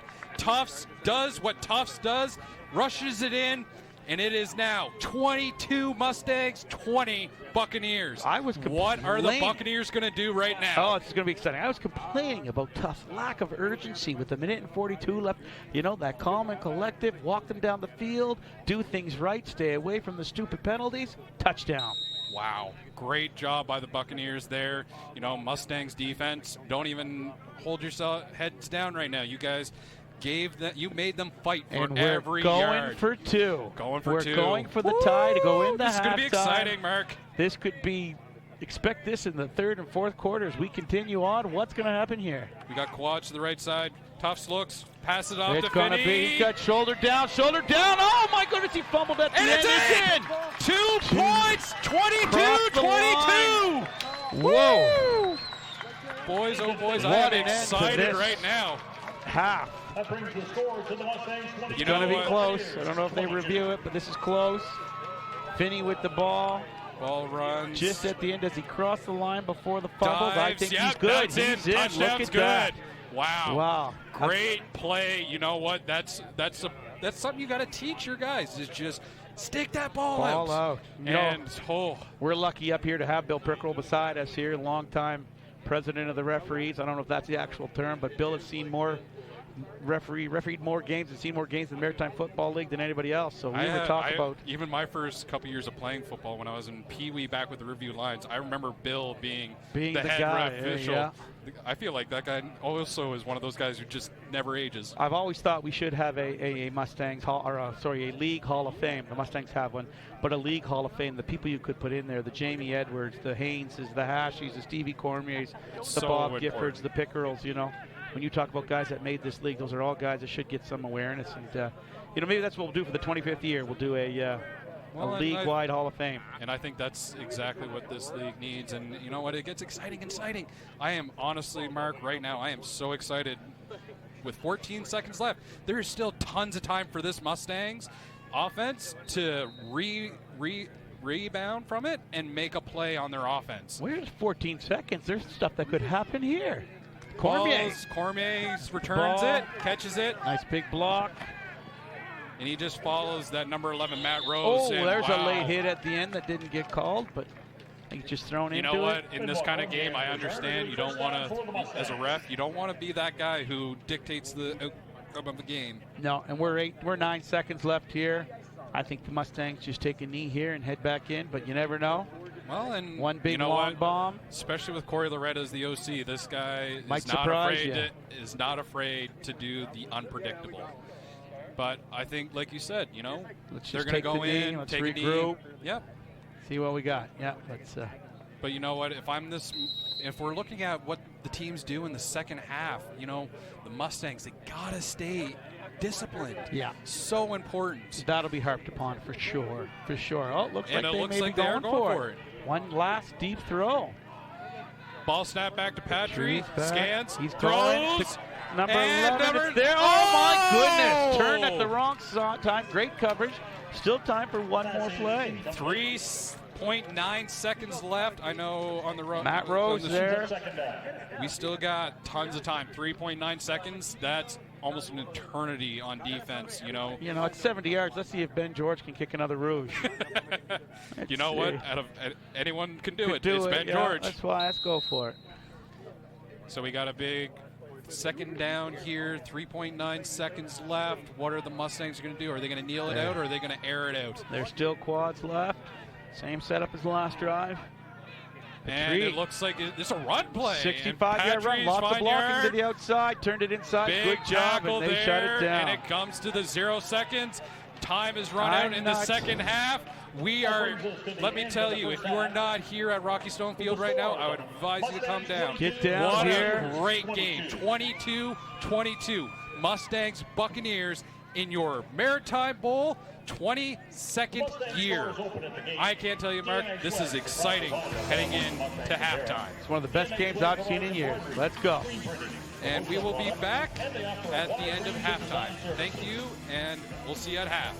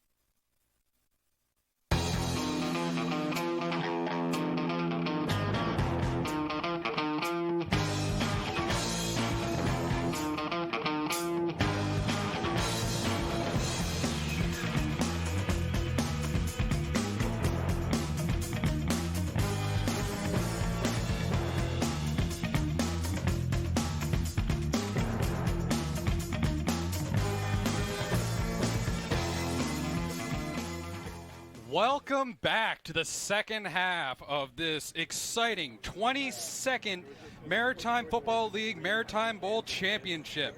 We got the Nova Scotia Buccaneers and the Moncton Mustangs, and we are deadlocked 22-22. I got to tell you, exciting is not even the right word for it. This is a nail biter. This is back and forth. We've seen some long passes, some big runs, some big hits, some ridiculous penalties, but my goodness, I am fired up for what the second half is going to bring. So am I, Mark, and I had a little brief discussion with one of the Mustangs coaches, and the one thing that they said right off the bat is they got to cut down on the undisciplined play, and they just got to stop letting these big drives from the Buccaneers from happening, because if not, it's just going to make for a very long second half for this Mustangs defense. That's just basic football. Coaches harp on it all the time. Discipline, discipline, discipline. And you're right. I mean, there's 70 yards worth of penalties there that you're losing. That's more than half the distance of the field. It makes it a longer game when you keep committing those silly penalties. So hopefully they'll tighten it up for the second half. And I did find out in the first half, number 23, Chris Brown is actually done for the game for a penalty for targeting. And we are kicking off the second half. We go. Ben George. And, oh my goodness, it's fumbled in the end zone. This could hurt. He has to get out. He has to at least get out. Hunt's at the 5, and the Mustangs swarm and tackle him at the 7. Wow. Again, field position with the kicker. Even if they manage to score here, it's a 105-yard distance they have to go in this heat. It's just a long day. Great kick by Ben George. But you know what? This Mustangs team, that just shows you the veteran leadership that they have amongst their captains. You got Denis Dueron as one of the longest tenured captains on this in the team. League, long snapper extraordinaire, yeah. You got Zach Cormier, David Patry, Matt Rose, Josh Armstrong, Greg Kinsman, Cam Morley, and Gabe St. Germain. They probably went in that locker room, told guys, we got to cut down on this undisciplined play, come out in this second half, and just do what we need to do. Well, you got two vocal guys there. Gabe St. Germain, I guarantee in that dressing room, he was vocal with that defense, where Kinsman's a little more level, and that old line just reassuring, keep doing what we're doing, keep blocking, keep giving David the time to pass, and then we're going to see what happens here at this change in the next half. So we got Mitch Tufts here at under center. Pitches it to number 30, Toro Gabrielli, and he finds a lane and gets big yards on that play. Yeah. Wow, great play by Toro Gabrielli there. Didn't look like it started. It looked like he faltered a little bit in the end zone there with the step, and once he planted and cut up, it was great. That's a big back. I think we should, I'd like to see more of him in this half. I think that's going to be a key for this Nova Scotia Buccaneers offense is, we got two great running backs in Ethan Finney and Toro Gabrielli. We got to lean on them. Yeah, let's use it. And, and Toro is not just the only great Gabrielli brother. We got Dante Gabrielli, who's the quarterback at Dalhousie. Great player, great two brothers, really. Well, future Buccaneer. Right. Great play there by Tufts. Right to number 13. Cameron Hunt. You know what? That's a great make-up play after fumbling that one in the end zone there. Yeah, Hunt's been key. He caught that one on the sideline there at the end of the second quarter to get them into good field position to tie that game up. And that was great coverage there. That was just a good play all around. Great. And, defense, that's a big thing. You're always going to allow things to happen. You're never going to block everything, but that's key. So they change up the back here. Finney's in the backfield. Tufts is looking. He's finding a space. He dropped the ball. Fumble, and it looks like a Mustang recovery. And it looks, he tried to get it, but that's just bad ball. Tufts has been controlling this game quite a bit, but when you hold that ball like a breadbasket, which quarterbacks often do when they're running, this would be horrible. Yep. It's the Mustangs get that ball. Wow. What a change. 15-yard line going the other way. You know what? What a treat for Corey Lorette here in this Mustangs offense. You get the ball on the 15-yard line. I don't know what was said at halftime, but to come out like that and respond like that, right from the kickoff to this play here to the pressure, we haven't seen Tufts under that kind of pressure all game. No, and that was fantastic pressure for him to scramble, and he's a great scrambler. You got to watch it when that happens too. But to fumble that ball and and get possession back. But you know what? It's not just the D-line. Great coverage by the defensive backs for this Moncton Mustangs defense. You know, we always talk about, you know, DBs, they got to cover. But, you know, if the DBs are doing their job, defensive line can do their job great. Patry and shotgun takes the ball, hands it off to Dylan, fakes it to Dylan Wall. He rolls, he throws it. And it looks like it's going to be complete. Close on the ground. Incomplete. Thrown, intended target number 81. Cormier's already got 2 touchdowns this game. Might as well add a third. But you know what? Great throw there by Patry. Rolls out to the left, not throwing arm. Throws that one on a line. And, oh, that's a tough one. You know what? As a ref, that's a very, very tough call to make. But great job on the refs here. We're seeing a great job by the refs. Great job on the offense and defensive side. This is just an exciting football game. Second play here. Patry in shotgun. Motion here. Snap back. Fakes handoff. Looking. Throws it up. And it's tipped. That is fantastic coverage by the DB. Number 11, Hayden Murray. You know, I actually found out Hayden Murray is a Ottawa Sooners CJFL player. Is only in his second year. Wow. That was veteran coverage right there. And he comes from Parkview Education Center. Okay. Nice Halifax native there with a great play. College boy, yeah. And, you know, MFL champion last year, great way. Like, that's a veteran play right there by that young DB out there. You're right. You mentioned the referees earlier, and that's hard to do. Refereeing is not easy, and I know that the Maritime Football League and minor football across New Brunswick is looking for referees. So if anybody is interested, you just go to nbfoa.ca, and they'll get you on the course. Patry's back, throws it to Cormier, catches it, and he brings that down. Beautiful catch. Cormier jump in the air for that. And it doesn't look like it's a first down, but a big chunk play there by the Mustangs receiver, Benoit Cormier. Man, this guy There's not much he can't do. My goodness. You know, I know the Mustangs last year, they're really missing Josh Hicks, who's doing great out in Europe right now. But it seems like Benoit Cormier is like, hey, I'm right here. There's quite a fill-in. Yeah, you're right. Big shoes to fill. And he's, even though at the running back position, Caleb Fogarty for years. Last 3 years, league MVP, playing in Santa Fe in his final year next year. You know, that guy was 200 yards a game, 3 or 4 touchdowns, and to replace him with the backfield that they have now, not miss a step, that's quite an accomplishment. We can't forget about Aubrey Ellis too, was a staple point of that backfield too for years for that Mustangs offense. And it looks like the refs here are kind of working on ball placement. First down. Yeah, Steve Cormier was, you know, one of the greatest running backs in league history. And then you get Aubrey Ellis come in and fill in for 7 to 8 years like he did. That's a first ballot Hall of Famer for sure. 100%. And I know, too, in the short time I ever got to play against Steve Cormier, the one thing I told a lot of the Mariners guys is, please, out of all people, do not kick it down. Don't kick it in the heap. Somehow they always did, yeah. That's just to mention today again that Steve Cormier, the 50-50 here today, is for Steve Cormier, who's competing in the World Powerlifting Championships for Canada in October in Sun City, Africa. So this is a big fourth down for the Mustangs. Snap back to Patry. Patry finds a lane, but he gets stopped. But he finds the yards, through. Let's and it's touchdown! Look at that. Holy, and there's a late flag on him, too. He was in the end zone. He got taken down. Wow. Flag down on the play. You do not want to give that kind of, that probably applied on the kickoff. I believe so. You know, with a foot like Ben George, you don't want to be taking penalties like that. That starts you even. But you know what? Great play there. Patry just using his legs. Finds that crease, pushes off Packman, finds the yardage, gets in, and just, so close by the Buccaneers there. But you know what? Great job. Patry just showing you hate to that do the incredible strength he has. stereotypical football jarg talk, but these two quarterbacks truly are and have been the heart of both teams and this 100%. game. The effort, the second effort, the third effort. Most quarterbacks will go down when they're looked at that way. So, and it looks like there was an objectionable conduct on the Buccaneers defense, so the touchdown was good by the Mustangs, and we're going to go for an extra point here. And, of course, Ben George just kicking this extra point. We know it's going to be 100% on this one. Oh, and there's an offside, I believe. Looked like the Mustang. Somebody jumped. Looks like a false start on that right side of the offensive line. Yeah. We'll kick it again. It doesn't matter.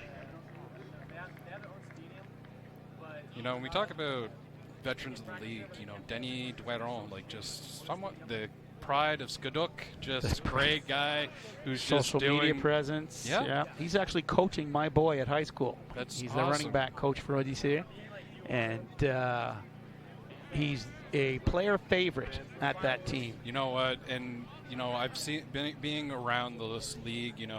I know that guys like Denny Dueron and Mitch Kays on the Buccaneers. These two guys are pinnacle character guys that you want on your team. Yeah, no, Denise, you're not going to find a better long snapper. I mean, arguably in league history. I agree with that one. He comes in, he does one position, and he does it well. And but great guy in the dressing room with these kids too. These young guys look up to him. I would say he's the same age as my 16-year-old boy. Sorry, Denis. But what a great character guy. Here we go for the Lining kick. up again for the extra point. Ball's kicked, and almost blocked there by the Buccaneers, but great kick by Captain Clutch, Ben George himself, making that extra point. I think we put somebody on the other side of the fence just to retrieve balls after the kicks here. And I think that's actually Mr. JD himself. JD, team president. Look at him climbing. Look at him. Crazy like a fox. Ninja. I know Josh is a former wide receiver. That's probably nothing for him, for the wide receiver guy. It's funny because I do a lot of work with Josh and Pat Forbes here, and you see them now. We've all aged. We've all gotten older, maybe a couple pounds here and there. And I tell the young people when they meet Josh and Pat, these are probably two of the softest hands I've ever seen catch a football. Like, they didn't drop a thing. And what a good football player back in the day. Well, and I just remember being a little kid, being down at the Dobson field when, the Moncton Mustangs were the Riverview Mustangs at that time. Riverview Moncton Mustangs back in the day, you're right. And I remember watching the guys like Steve Cormier, Pat Forbes, and his brother John Forbes, and all these great Mustang alumni guys just showing their athleticism. And, like you said, just you look at them now, they're older, but they could, I bet you any money, if you put them against some of these young guys, they're willing to compete. They're still willing to do it. And it's funny that you mentioned that as a kid watching that. That's what we have here today. These young people watching this game, future Mustangs, future Bucks. And looks like Ben George with the onside kick this there in the hole between all the players. Number 7, Dykeman. Tackled by his own. Number 29 of the Mustangs there, Mark Boudreau. Got down there. Mark Boudreau is going to be playing with the UMB Red Bombers this fall. And, as defense coordinator, I was trying to get him to come to Holland. But you know what? The Red Bombers, they're getting themselves a great young linebacker, defensive back. And it's great to see him out here with the Moncton Mustangs just doing his job. Well, you talk about that league. We haven't even talked about that at all today. Man, what a great feeder league for not only, university, giving the guys a place to play. And, coming here and playing the summer, and then, maybe even going into the CIS someday. So 100%. Ball snap back to Tufts. Tufts dumps it off to Finney, and big play. All the way. Zach Cormier there just eats him up. Man, that guy is just a great defensive end. Defensive end, linebacker, another guy on defense. You can just put him anywhere, and he's going to disrupt anything that's going on. I know we're only 4 minutes in, but this is a different looking defense than it was the first half. Just the attitude. It all comes down to attitude, especially in defense, is you don't let them do anything you don't want. Mm-hmm. So a big second down here. It's about 2nd and 15. Let's see what this Buccaneers offense got in store. Snap back to Tufts. Tufts looking. Rushed again. Rushed. We've got a flag in the backfield. Ball's thrown to Hunt. And he gets big yards, and it looks like he gets a first down, but like you said, there's a penalty in the backfield, and it's holding. Oh, big penalty against this Buccaneers offense. We were talking in the first half, the Mustangs got to play disciplined football. This comes back to the Buccaneers right now. They got to play disciplined football, or stuff like this where you get big plays. It's now just hurting your team. So now this puts it ball back, I believe, on the 5-yard line for the Buccaneers. And just, you know what? When you got a defensive line like the Mustangs have, you're just able to get into the backfield and make plays. You got that 10-yard loss in the first play, and then this penalty for another 5. Now you're 2nd and 25. It's not doable. It's just so much harder. And you're receiving the ball in the end zone. Yep. Any simple a missed snap, a fumble here, a drop, and this would completely change the tide of the game. Ball gets snapped back to Tufts. He looks, finds Finney wide open on the sideline. Just keep Tufts. running. Yeah. you know what, Finney, like, great catch, great play there, but you almost had all those yardage. Might as well. If like, he would have just kept running down that sideline, a big boy like that, I think he would have gotten the first down. And, like, look right here. We see balls thrown, ball catches, nearest receiver. Stop. He just has, yep. Just keep going. Just go. And that's easy to coach from up here. Yep. Easy for you to say, but just run. Big boy like that, shoulder down. I don't know about you, but I know as a defense player, that's the least favorite thing when you see a running back in open space. Yeah, that's two freight trains colliding. Ball snap back to Tufts. He rolls, Look at the time looking. Tufts has. Throws it. Look Number at this. 18, wide open. And 3 Mustangs there, but if you're going to give Tufts that kind of time, he's going to hurt you. Great catch there by number 18, Riley Felix of this Buccaneers offense. This guy, I don't know much about him, but man, he has been a big play guy for this Buccaneers offense. He was ready and he was right there waiting, and tough for Tufts to see and good on him, but that was a 2nd and 25. All the good things we were saying about the Mustangs defense, kind of washed away right there with those last 2 plays. But great job by the Buccaneers getting out of their own end zone. Now we got a 1st and 10 on the 35-yard line. And the Buccaneers have had the ball for about 4 minutes now. So. Yep. Got to drain that clock. Don't give the ball back to the Mustangs without draining the clock. Ball handoff there. A little bit of bad miscommunication snap. there. That's why I'm not a big fan of that shotgun and the snapping of the ball there. So. Ethan Finney tripped up in the backfield. It'll be 2nd down. I had to wear my stuff in high school. I had to wear American rules. I don't even watch much NFL. Oh, sorry. I watch almost purely CFL. No shit. Sorry, I've been corrected here. It looks like it was Noah Amos. I was actually calling out the wrong player. So I apologize there, Noah. Noah's mom was kind enough to come up into the box. I don't rush home to watch NFL. Ball snap back to Tufts there. Ball's thrown. Caught by number 0, Jordan Kierstead, and he finds open space and gets those big yards. Wow, big play by the Buccaneers offense there. Pass complete to Jordan Kierstead. Yeah, very impressed with Tufts, what he's doing here. He's got control of this offense, and he's marching them down the field. And just so cool, calm, and collect right now. Just driving that ball down the field, moving the ball. Great job.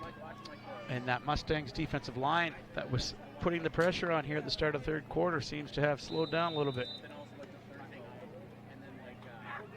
Well, and the more time you have on like the defense being out there, the more you get tired, the more you're putting your hands on your knees, and the more you're just going to give up those free yardages to the offense. Those are some ball snap back to Tufts. He sees there it. we go with the pressure. Blake Allows had him, throws it. It's God, up. wide open. He's got Caught it. Wow, great big play there by number 0, Jordan Kierstead again. Not to bring it up again, but this is, reminiscent of the last play last year. Yeah. Scramble, last play, 60 yards, big arm by Tufts, not panicking, hit the wide open receiver. But you know what? To get it through that gap, you had Verlandy there that was right in his face. Blake Allan almost makes the sack. Gabe St. Germain right there, and he steps right up, makes the throw. Great play. Great execution by number 8, Mitch Tufts. Now we're inside the 10-yard line here with 7 minutes left to go. Could tie quarter. it up right here. And like you said earlier, they have now had this ball for 5 minutes. They've drained the clock off this Mustangs defense. Ball snap back to Tufts. Quarterback keep, cuts and in. He finds the yards, and he's in! Wow. Touchdown, Nova Scotia Buccaneers. This game is not over yet. True to his name. That is a tough run. That's So this now brings the score 29-28. And the Buccaneers bring out their kicking team to get the extra point. I don't know about you, Mark, but this has definitely got to be one of the top Maritime Bowl games in history right now. I've seen a lot of them participated in quite a few, and this one's going to come right down to the wire. I think we're in for some great football here. Even more so than we've already seen. It's just amazing. And you know what? Great job with this. All the fans out here today. They get great football to watch right now. They're still coming in, the fans. This is incredible. But the cheering, the energy here. And why wouldn't it be? 29-29, 3rd quarter. 20 minutes left in the game. You know what? This is a defensive coordinator's worst nightmare. Big 29 points. You know, you as a defensive coordinator, your goal is to always keep games under 21 points. You're letting up 29. You're sitting there going like, great. Well, I'm in for a long day. Long day. We're getting to the point where that one defensive stop or that one defensive turnover is going to change the game. Yep. Who's going to get it first? Who's going to, like, you know, the offenses seem to be moving the ball at will. But one turnover here, we're going to see this late in the game with these two teams. That's definitely going to. And right now, the Mustangs are leading the turnover battle with 2 versus the Buccaneers 0. But you know what? Like you just said, just Mark, takes one. All it takes is one. So we got kickoff here, number 89, Thomas Vino is kicking off for the Buccaneers. And big kickoff here, all the way back to number 81, Cormier. Cormier again. We've been saying this guy's name a lot All today. day, yeah. Big, nice return. Brought it out to about the 30-yard line, give or take. It'll be first down for the Mustangs. And it's a first down for the Mustangs on the 30. Good return. I'm not sure how I feel about Cormier returning kicks. Such a valuable weapon at the wide receiver position. And we get so many. This young Spectre returned the kick last week for some big yardage, you know. But it is a championship game, and you do want to put your gamers in there when this happens. But well, and you know just as well, too, Mark, being a former player, sometimes when the time gets in, you want to be on the field. Hard to take a guy like that out, right? Exactly. I'm not sure he couldn't play linebacker. Ball snap back to Patry, handoff to Waugh. He finds a lane. He's getting yards, and there's another flag on the field. Wow. Flag down on the flag. Holding on the offensive line there. Looks like number 60 for the Mustangs. I believe that would be Sebastian Charette from a former UMB alumni. I coached Sebastian 8 years ago at Matthew Barton High School. Holding against the Mustangs. He's really come a long way as an offensive lineman. So penalties like that. Again, we just talked about the mistakes and the turnovers. And this is when you don't want to see. But this is what happens, too. When you have a long drive by the opposing team's offense, you get your own offense out of a groove. And that's exactly I feel like the Bucs are trying to do is just let's not give the Mustangs an opportunity to get into a groove, especially with Patry at quarterback. Patry then throws it out there. Big play there. Looks like number 10, Josh Armstrong with the catch. Good straight arm at the end of it for extra yardage. Sorry, Josh McDonald, not Josh Armstrong. Josh McDonald. It'll be second down. Great play there. Like, you know. Oh, I love to see the straight arm. It's a lost art for a lot of football players, but it's nice to see Josh do that, get the extra yardage. No, that now brings them back just 1 yard above the line of scrimmage, and this is 2nd and 9 for this Mustangs offense. Ball snap back, looks to number 4, Torrey Hicks, and Torrey finds a gap, and he is just, man, what a big man. Torrey is a big man, and it's the second play, that same play to the opposite side this time. And Torrey's had some positive yards on both of those. So. And number 86 there, Mitch Kays with the play, and I think he's getting off a little bit there because that looked like it hurt. Or no, sorry, he's switching sides, field corner. What you can't see at home is the physicality of these players. It's the impact, the big hits. You hear them from up here. It's just, it's a very, very aggressive. Ball snap back to Patry, handoff to Wall. Big stop. We were just talking about the aggressiveness, how you have to arrive violently, and look at that. My goodness. D-line steps up and shuts the door there. And that's a 4th down and no yard gains. My goodness, that's something to see. Especially with a freight train like... We're just up here right now, and Steve Cormier, he's just walked by here. He's the guy the 50-50 is for today. He's competing in the Worlds in October. Team Canada.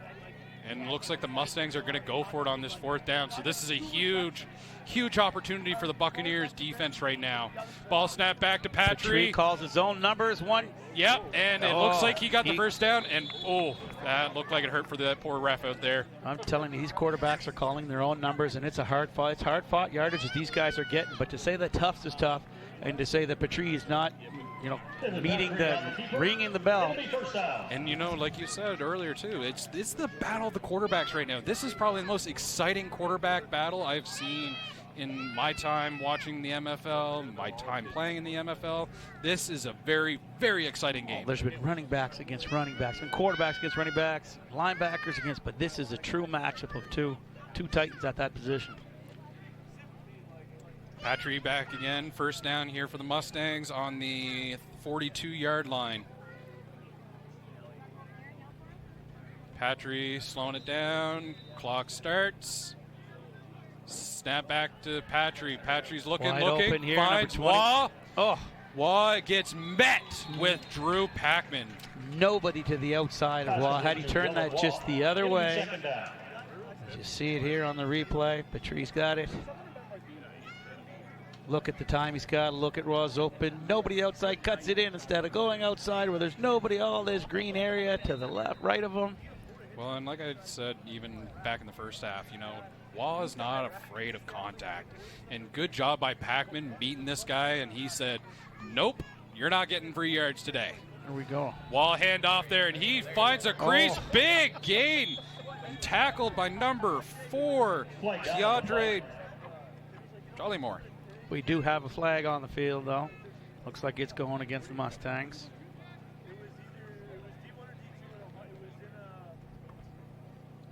Great play there. Number Dylan Waugh, like, you got to chop this guy at the legs. You know, like we talked about, you know, you can't tackle any running backs now in the chest area. They're built so tough. And you know what? Low man always wins. Low man always wins. Yeah, you're right. And like this guy just looks for contact. So to hit him up high, that's a dream for this guy. He's going to carry you 2 or 3 more yards. You're not going to bring him down. And I know. Oh, that looks like a flag against the Bucks. The ball's going to get moved up here. Look at this, 3rd and 1. Oh, a first down. It'll be first down for the Mustangs. First down for the Mustangs. I've got to learn the rules of this game. It's only been 50 years. So big play here, and like we were saying, it's all been coming down to discipline right now with both teams.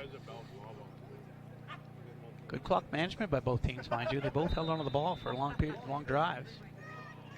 Ball snap back to Patry, hands it off to Brady Morris, and he just gets met in the backfield. Number 19 is there before anything could happen. That's a 0-yard gain, second down for the Mustangs right now. Great play there by number 15, Isaiah McNeil, for the Buccaneers to slow down tackle, Brady Morris. Yep. Yeah. And you know, like we said, like if you're not going to tackle the running back at his legs, make sure you get there early so he's not able to gain that momentum on running plays. Hold him up till the cavalry gets there. Exactly. Another fake handoff there from Patry. Wide Ball's open to Cormier. And He he's could wide go. open. He's Oh, going, and in! Mustangs touchdown! Number 81, but there is a flag on the far side of the field. What's meant to happen right now? Is this going to be a penalty against the Bucks, or is it going to be against the Mustangs?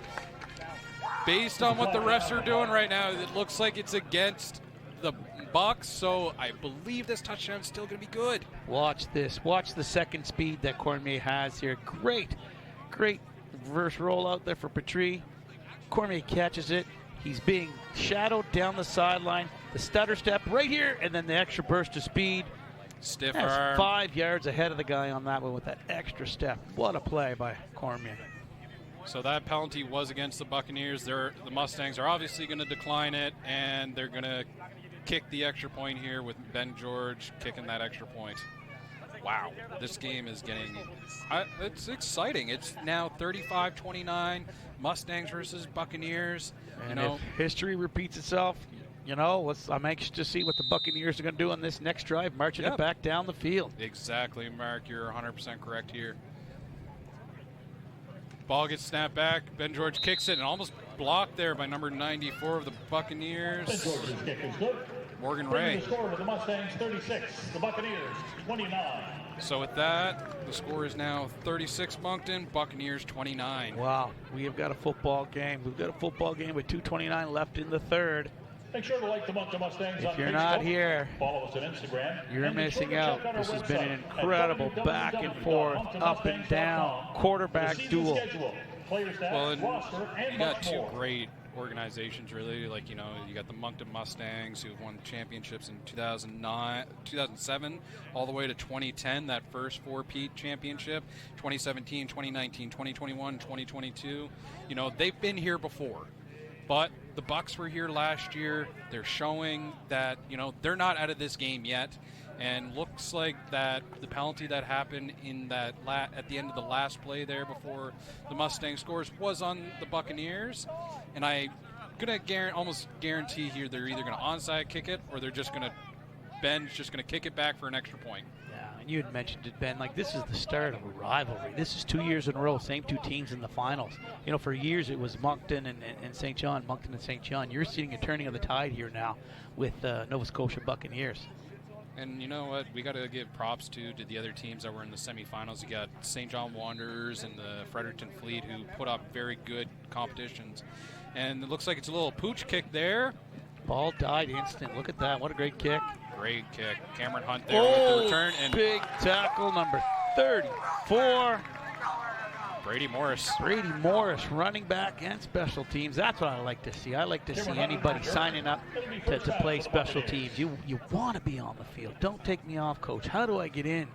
And you can make a name for yourself on special teams. You know what? I know, too, being a coach at Holland College, it's so important to have guys who are playing special teams. And, like, I tell any guy when I'm recruiting, it's like, so what is your thoughts on special teams? Do you like it? And if the answer is no, I probably move on from you, because it is so important to have guys who just want to be out there and give their team the best opportunity to win. Doesn't matter if you're playing defense, special teams, every position matters in football. Ready to go, coach. Put me in. Ball snap back to Tufts, and he throws that one wide open. Oh, what a great catch. Double coverage. Wow. Man, Riley Felix there with the catch, number 18. Riley Felix, good for a Buccaneers first down. Yeah, you mentioned special teams. We talked earlier about Mike Miller, CFLer, three-time Grey Cup winner with Winnipeg Blue Bombers. Played a lot of special teams. Yeah. You know, he was the all-time leading tackler on special teams, kickoff, kick return, everything. On return, like all important positions.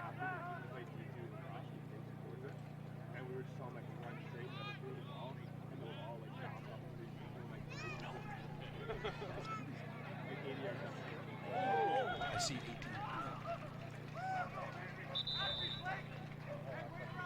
There we go. Some positive yardage here. That interception. It'll be second down. We are now 2nd and 4. Looks like there's an injury on the field there for the Mustangs. You never want to see that happen.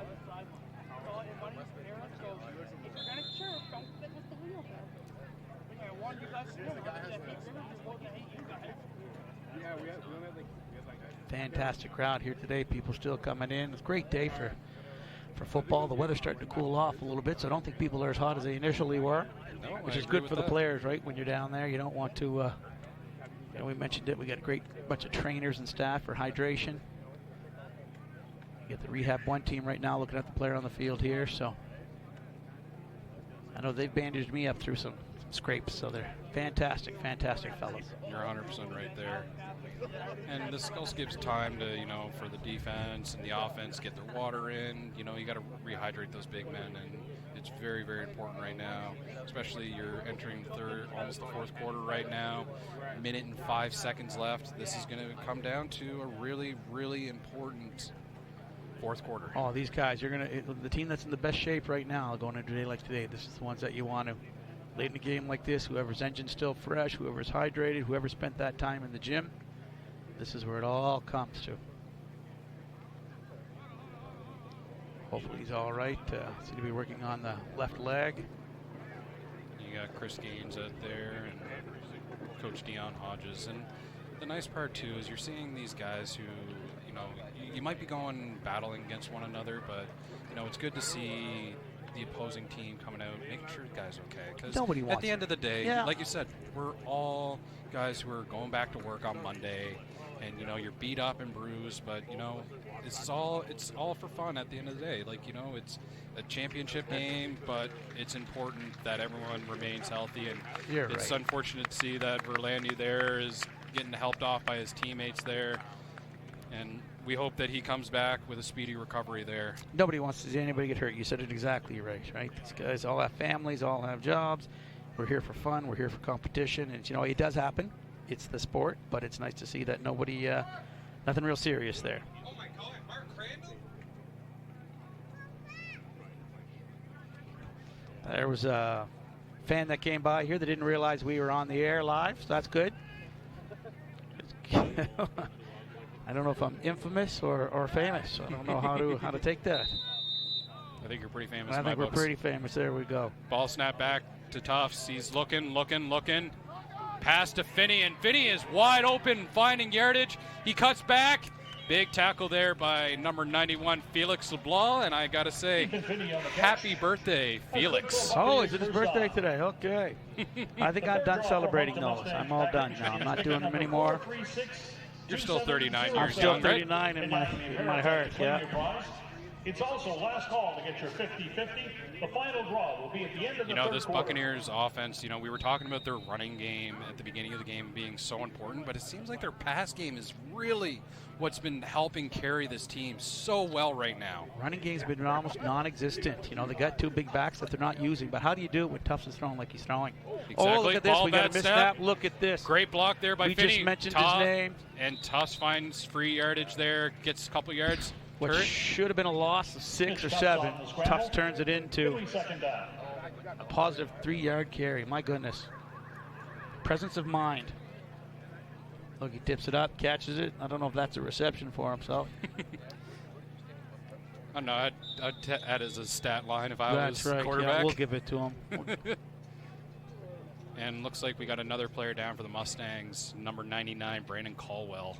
Brandon's a big, tough guy. He'll get off. He probably just shocked something there a little bit. He's hard to keep out. Again, this Mustangs D-line is just filled with veterans. You got number 91, Felix LeBlanc. You got number 92, Gabe St. Germain. Number 99, Brandon Caldwell. Number 50, Blake Allen. Number 1, Zach Cormier. All great All guys. 5-year plus guys easy. Yeah, you're Yeah. right. But again, it all comes back to that veteran leadership. They're mentoring the young guys. They're going to be coming in to take over for them eventually when they're ready to hang it up. But with the way that these guys have been playing, When do you call it quits? Yeah. And you mentioned veteran presence, too. I don't know if people at home can hear our game time announcer here, Brian Frontaine. He's been with the Mustangs, their announcer, for well over 20 years doing this. So key cog in the wheel. That is the Mustangs. ball snap back, fake handoff. Tufts is looking, finds it, rolling right, and just tosses that one out of bounds. Referee's thinking about, there we go. Okay, good. End of the quarter. We're now we going saw- into the fourth. I don't know if that was a flag thrown or if. I think we're Just gonna down to double- 0 time. Yeah. Let's just Oh, double check what's he here. doing? Yeah. Quarterback throws it. No, there was a flag on the play. Uh-oh. Thrown before the throw happened, so it'll be interesting to see here what the refs call here. Can you end it on a defensive No, penalty so they would get one more defensive kick at the penalty. ball? It goes. The offense still gets another shot. You can never finish on a defensive penalty. You can finish a game on an offense penalty, though. Which in my defensive mind, I don't think that's necessarily fair. But I also understand As an why. offensive guy, I'm quite happy. Very, very important. Oh, here we go. And that's exactly what's happening. It looks like it was defensive penalty, automatic first down for this Buccaneers offense, and they're just moving the ball off the field right now. So with no time left on the clock for the Penalty third against the quarter, Mustangs. It'll be first down for the Buccaneers. First down Buccaneers for the get- Buccaneers. one free timed play.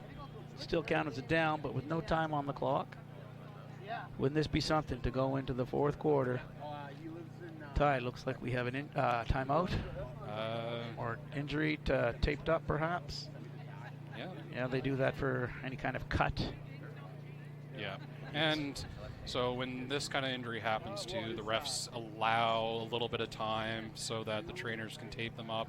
They never want to take guys off the field. You know, as a ref, you never want to let anyone take a guy off the field unless there's a penalty or anything like that. But looks like they're the trainers right there taping them all up, getting them all ready for this big burst down on the last play of the third quarter right now. We were told to rub some dirt on it when we were kids.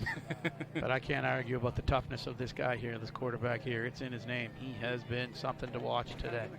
And you know what? We got to really give credit to both sides of the ball right now. You know, offense for the Mustangs, offense for the Buccaneers. They're just both having great days today, and it's awesome to see all these great players for the Buccaneers getting opportunities. You know, like I said, number 0, Jordan Kierstead making big plays. Number 16, Noah Amos making plays.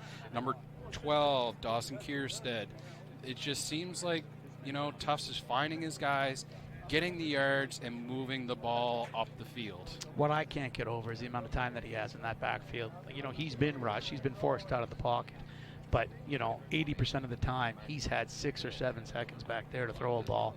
And if the Mustangs want to do something here in the fourth quarter, they've got to get to him quicker. I agree with that 100% there, Mark. It's all comes down to that offensive line play. How good is your offensive line when you're playing against those big boys on the D-line? Got to give credit to the offensive line where it needs to. 100%. These guys have been, I mean, like you said, they're the top defense against this whole line, and they're shutting the offensive line is definitely winning that battle. 100%. Ball is handed off there. Number 1, Ethan Finney, Nice and he break just and gets look at yards. this. He's getting yards and moving up, and big tackle there hit. by number 11, Matt Rose. Ethan Finney on the carry. Big first down, and that is the end of the third quarter. If you look here at Finney, look, backfield touch, broken tackle. Look at this, broken tackle. Third broken tackle. 4, then Matt Rose comes in, but already a first down and great big run by Finney. And I know from my experience against playing Matt Rose, that dude is solid. Oh, Matt, he looks really skinny from up here, but when you see that guy, not to say that I've seen Matt with his shirt off, but I've seen Matt with his shirt off, and the guy's just chiseled. It's like looking in a mirror 20 years. No. One of those circus mirrors. One of those circus mirrors where you go. It's no. Everybody likes tall, dark, and handsome. Nobody likes short, stocky, and festive. You know what? This is honestly, it's such an exciting game right now. We got the Buccaneers are in the Mustangs red zone right now.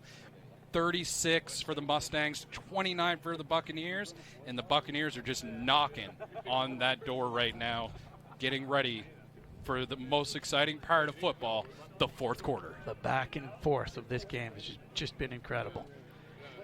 Like we've been saying it all game, that first defensive stop is, especially with this late in the game, that first defensive stop is really going to put the other team out. Yep, 100%. Tufts in at quarterback. First down for the Buccaneers on the, looks like 12-yard line. Ball fake handoff. Tufts, Hansen throws it, and incomplete. Nice try. Intended receiver there, number 0, Jordan Kierstead. Even to throw that ball after scrambling out, you know, Mustangs did what we said that we wanted them to do. Get that pressure on Tufts. Yep. You know, you got to know, he looks a little bit banged up. Ball while they're making the pressure. Good to see him now playing linebacker. Running back, linebacker, just put me in, coach. Yeah, I often tell young people, learn every position that you can learn. Be ready when the coach needs somebody, and you go in. And this is your opportunity right now. You know, the Mustangs, their defensive line's kind of getting worn out. They're getting that opportunity to play second down. It looks like there's another injury on the field there for the Mustangs. The worst part about this is with the sustained drive, the Bucs defense, lots of time on the bench. Yep. You know, that can hurt or help you. But with a day like today, getting hydrated, you know, the defensive coordinator's job is going to be to keep these guys focused, ready to go in. But that energy saving of not being on the field for these guys is really going to help. And it looks like number 11, Matt Rose, is hurting, and that's not good for the Mustangs defense right now. I know Matt had some earlier injuries this year with his shoulder and some other things. When you play hard, you throw your body around like that, it's easy to get hurt. But he seems to be walking off the field all right here. So it's awesome to see that Matt Rose is walking off the field. So this comes up to a Buccaneers second down, and we're not quite in the goal range yet, but we're about at the 12-yard line. I don't know. With this tough guy, I hate to say anything 65 yards in is within scoring distance for that guy. You're not wrong there, Mark. It seems like whenever he gets into that red zone area, he's putting up points. Ball gets flown in. Ball snap. Tufts looking, throws it up, and in, tipped away. Double coverage there, a little bit of contact, but Looks like number 24, Ryan McFadden there with the knockdown. Flag is behind the line of scrimmage back here But somewhere. Like you said, too, like Tufts has been having so much time.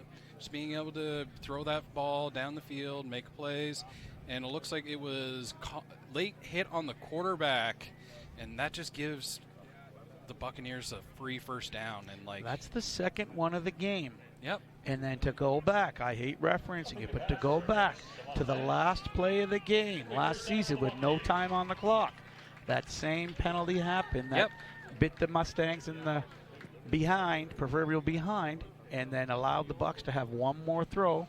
So this now puts the ball on the 1-yard line.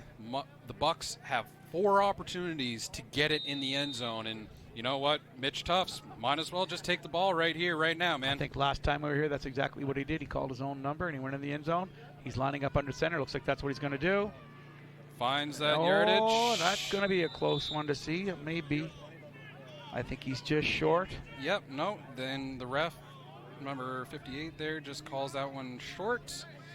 No yard gain, no yard loss, but again, such a hard situation to be in as a defense. You know, you're giving them the free yard. You almost have to be ready to fire off on all cylinders as soon as that ball gets snapped. Yeah, you're right. And again, you got that big back, Finney. Yep. You know, wouldn't hurt to give him a crack at this. And just that guy gets moving. We just saw him break 4 tackles for a 10-yard gain. And especially with this Mustang's big D line, you almost want to. Oh, look at that! And Tufts calls his own number again. Touchdown, Nova Scotia Buccaneers! My goodness, this comes down to it. This is going to be hard to call a most valuable player of this game. Oh, we got some pushing and shoving. Another flag dropped down after the play. Man, just penalties like that, like. You know, I'm all about, playing within the whistles, and like I get sometimes it gets heat in the moment. You want to make a play, but like you can't be taking dumb penalties like this. Yeah, no, the guys get worked up. Look, there's still some pushing and shoving and some John going on. I don't know if we're not allowed to say it, but watch that so Shorzy with the chirping. There's been some chirping down here, seems. But you know what? It's now in the 4th quarter. I get it. This is when you put all the chips on the table. No one's your friend here right now, especially with this extra point coming up right now. Ball's kicked. Extra point's good. Tie game with 14 minutes left in the championship. Wow. 36-36. Couldn't ask for a better game than today. I'm trying to see live. We're on live here. I'm not allowed to be all excited and screaming. This is incredible. This is a great game boom, on both sides. Shaka-laka-laka, boom. Especially, and you know what? If I'm the MFL right now, I'm loving this because it's now a battle of 2 of the top teams. This is exactly what you want to see. You never want to see a straight time game. It's all about, let's have 2 really good teams and put on a show. Because at the end of the day, this is what it is. It's entertainment. Oh. Let's bring on the best show possible. And this is coming to you live from Rogers TV. Like the fact that Rogers is here televising this is one. Like this is fantastic. You don't get any better than this. Exactly. And local football. And now with that penalty at the end of the play there, the Buccaneers have great field position to kick this one off. Now, this is the time. And I think you'll see that Cormier's not in the backfield returning the kick. Or he's on the left-hand side over there, right-hand side. Yep, and you got number 6, Johnny Football. Jonathan Terrio back to return. Good to see Matt Rose is back in the game, too, there in the middle. Such a key important. He's so physical, blocking. You know what, in this kind of situation, looks like the Mustangs are getting ready in case they try to onside kick it, but you know what? pin him back. Beautiful, big, deep kick here. Oh, dropped it a little Drop bit. it. Jonathan Terrio tackled a couple times there and brought down at the 11-yard line. By the Bucks. Wow. Yeah, and that fumble, you don't realize that. That takes 2 seconds off a run. You want to be catching that on the run at some speed. So when you drop that, pick it up, and have to get going again, that's hard to do. Not an easy task returning the ball. And I know, too, just from when I coach all my guys, is it's all about seconds on a clock. It's all about the yardage. 1 second equals 1 yard. If you give up that 1 second, that's 1 free yard for the defense. Right, yeah. It closes, that gap closes quickly when these guys are running downfield full speed. And this is, honestly, it's getting so exciting right now. Great game. And we got Patry here in the shotgun taking this ball right now. Ball handed off to number 21, Dylan Wall. Dylan Wall gets a couple yards. 6 yards there. 6-yard carry. Nice run there by Dylan Wall. I am surprised at our lack of appearances by Cameron Morley, leading rusher for them all season, and haven't seen him very much, 2 or 3 times this game. It must be hurting unit. Yeah, Cam's a tough nut. I wouldn't expect him not to be in unless there was an injury. Patry back, takes the ball, looking, throws it. Wide open. Caught. Number 11, Matt Rose, gets knocked out of bounds there. And good job by the camera woman there, dodging to avoid getting trampled on there. We've talked about it, players going both ways. Matt Rose has been on special teams. He's been on defense. He's been on offense. Wants to play football. He is your true definition of a football player. 436-2715. 436-2715. No winner. Claim your prize at the front entrance. And it looks like number 7 there, Dykeman from the Buccaneers, is down, and he's getting help by the trainers. Again, too, we never like seeing this, especially in such a close game. Oh, Dykeman's laid out some huge hits so far this game. He's been in the middle of every big hit at the line. And he's a key player to this Buccaneers defense and offense. You got to keep the momentum on your side. And right now, we got a first down and 10 for the Mustangs right now.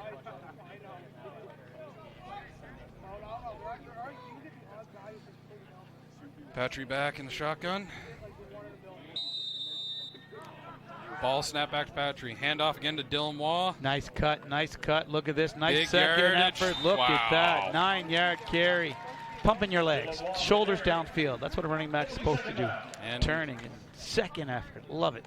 Like I said, too, earlier, the guy is a freight train. It's hard to bring this guy down. And, in the first quarter, first half, it's easy to go to pound for pound with a downhill running back. But once you get into that second half, fourth quarter, he's gotten the ball 20 times. It hurts. Yeah, notice we've had more injuries later in the game as it goes on, right? It's just the heat and the hitting and the impact. It's been over to Wall pitch again. there to Wall, and Wall just runs through his own offensive lineman to get yardage. And first down, wow. Mustangs. And we have an late end of flag. play. Call on Kinsman, veteran offensive lineman. Wow. I don't know if that was a penalty or that was just. So it is still a first down for the Mustangs offense, but it might be going back 15 the other way. Yep. 15 on the Mustangs. So just such a big first down there, and you just get an undisciplined penalty. You're now moving back. Yeah, like I said, that's rare for Greg Kinsman to have happen, but it does happen. It's unfortunate, but he's the type of guy that'll rally from that and learn from that mistake and tell the young fellas that, it's on me. We're not going to do this again. Exactly.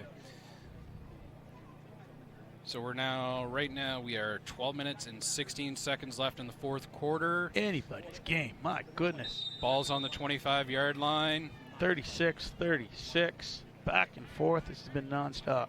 This has been a game of the ages, especially in the MFL. Ball snap back, thrown to number 83, Brady Newcomb, and big tackle there. Great tackle. Pass complete to Brady Newcomb.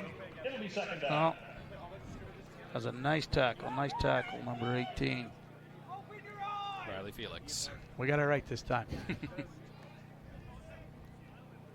Again, too, for all the folks out there, we're not always going to be 100%. It's hard to see these numbers sometimes, and if we do get a wrong name, we do apologize, but, you know.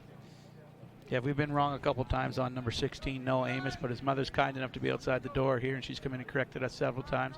So like you said, the 8th time is the charm. Exactly. Ball handed off to Dylan Wall. He takes that one and gets tackled.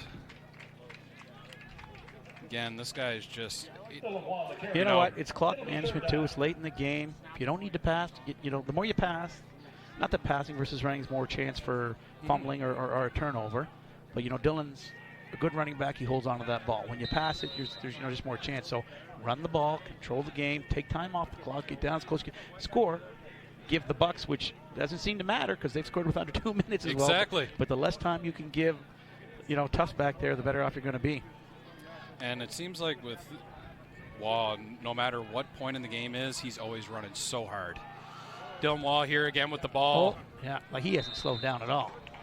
And I think he's tackled just short of a first down, so this will bring up a big 4th and 2. 4th and 2 from your own 33 with 10 minutes left in the game. I would say you have to kick it away. I think Corey's going to do not want to give that ball back to the 4th and inches, actually, about 6 inches. And it looks as though the Mustangs are going to go for it. This could be the difference maker in the game. Right here, I know there's lots of time left, but if this does not work out, you're giving the ball back to Nova Scotia on your own, on the inside the 50. And it looks like it's QB sneak here and just easy yardages. yardages. Looks good. Easy yardages, no penalties on the play. That's a first down Oh, for the there Mustangs. you go. Good offense. call, Coach. That could have gone the other way. Good call, Coach.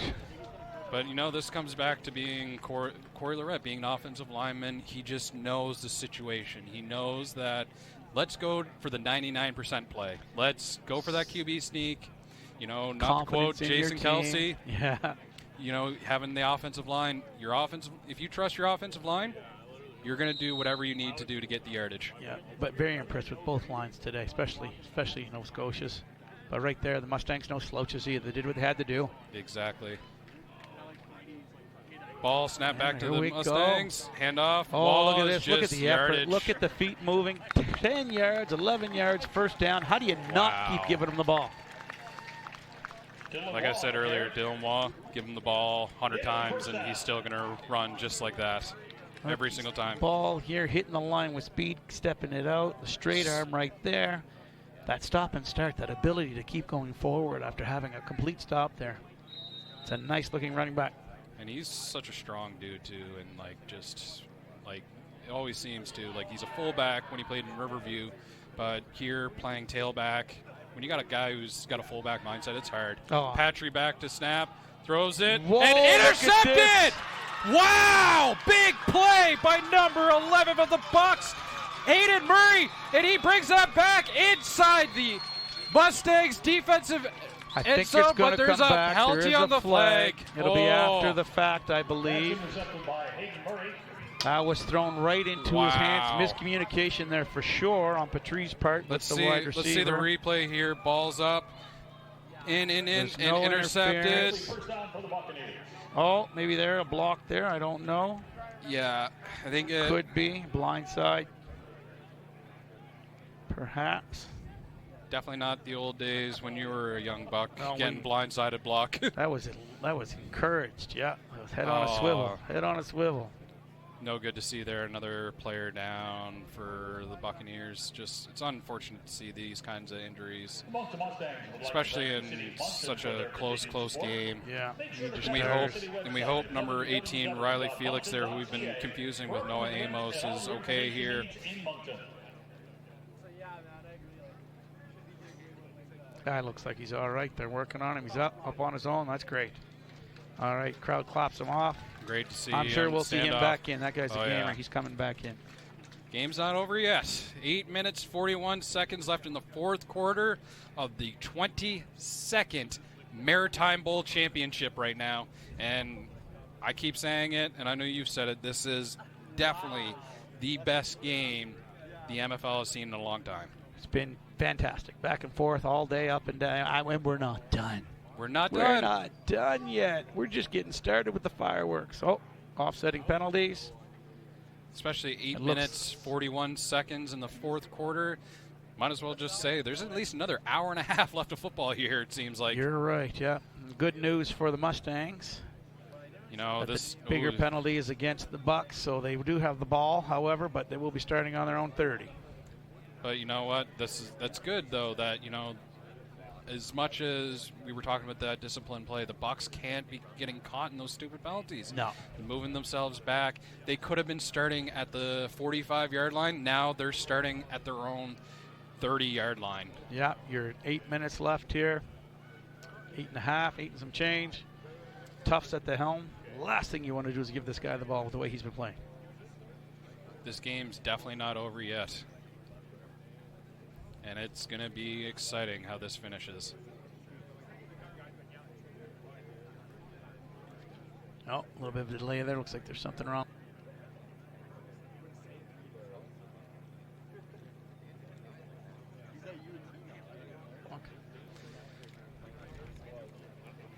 All right, here we go. Resetting here. We got Tufts at quarterback, snap back, handoff to Finney.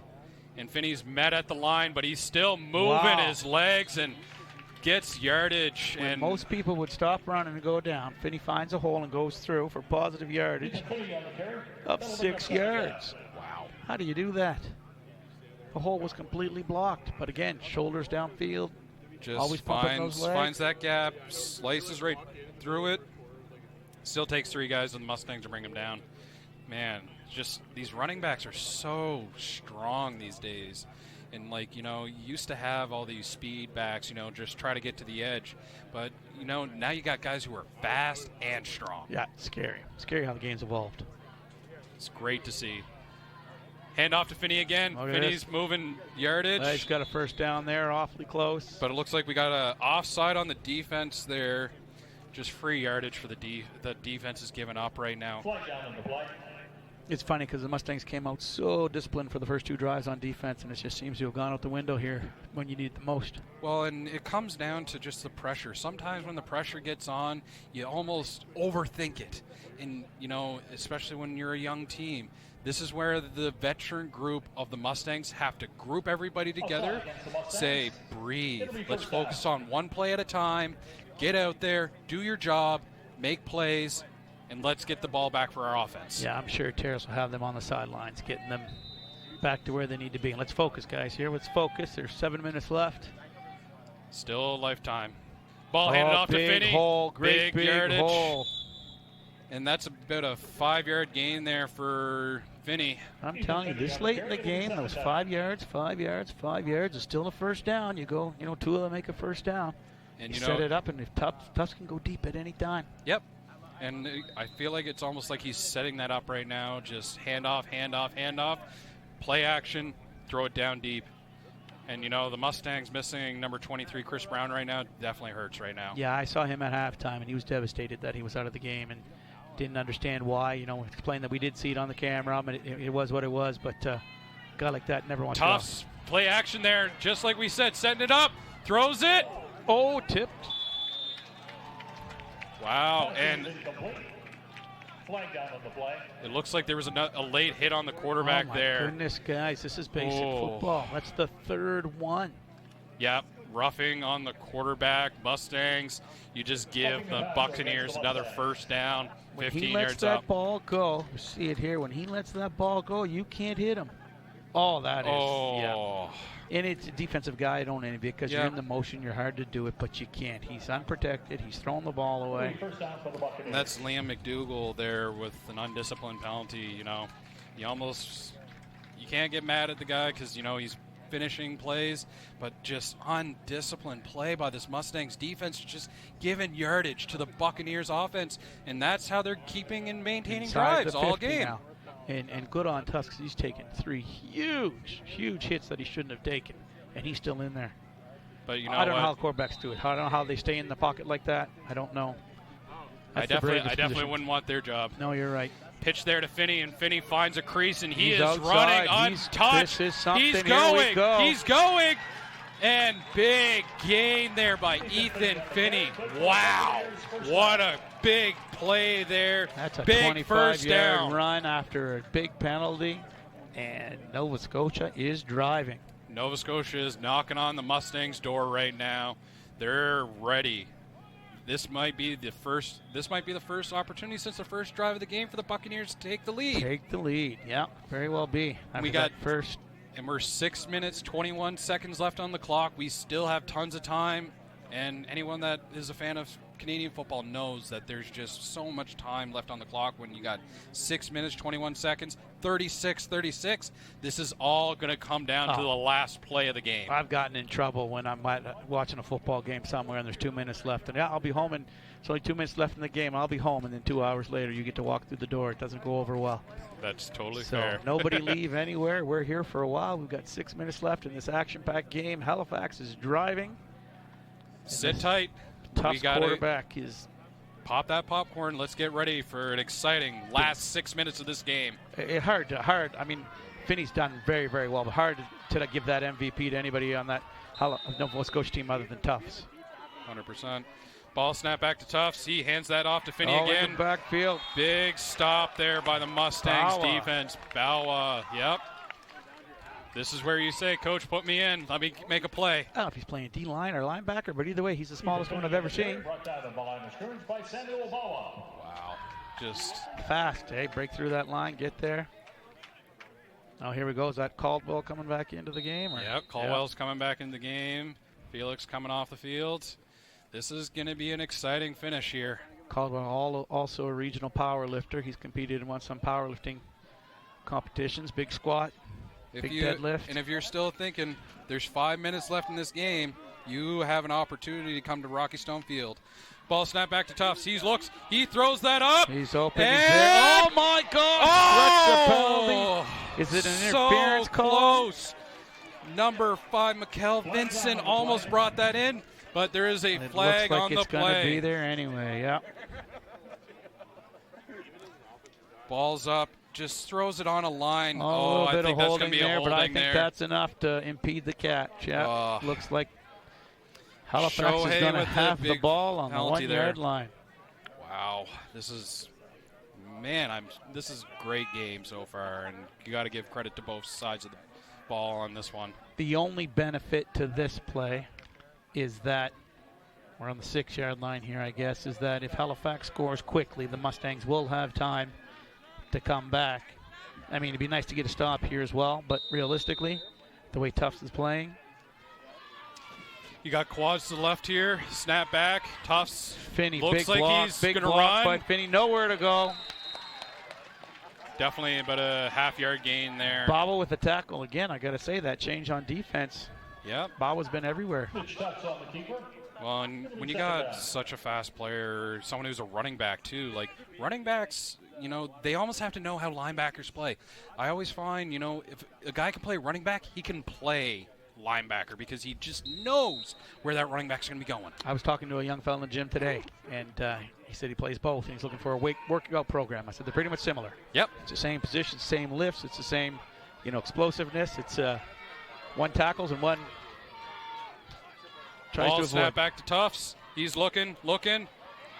He's going to roll. Look at this. Oh. Touchdown, Buccaneers! And we just called it. Bawa and Tufts right there, that battle.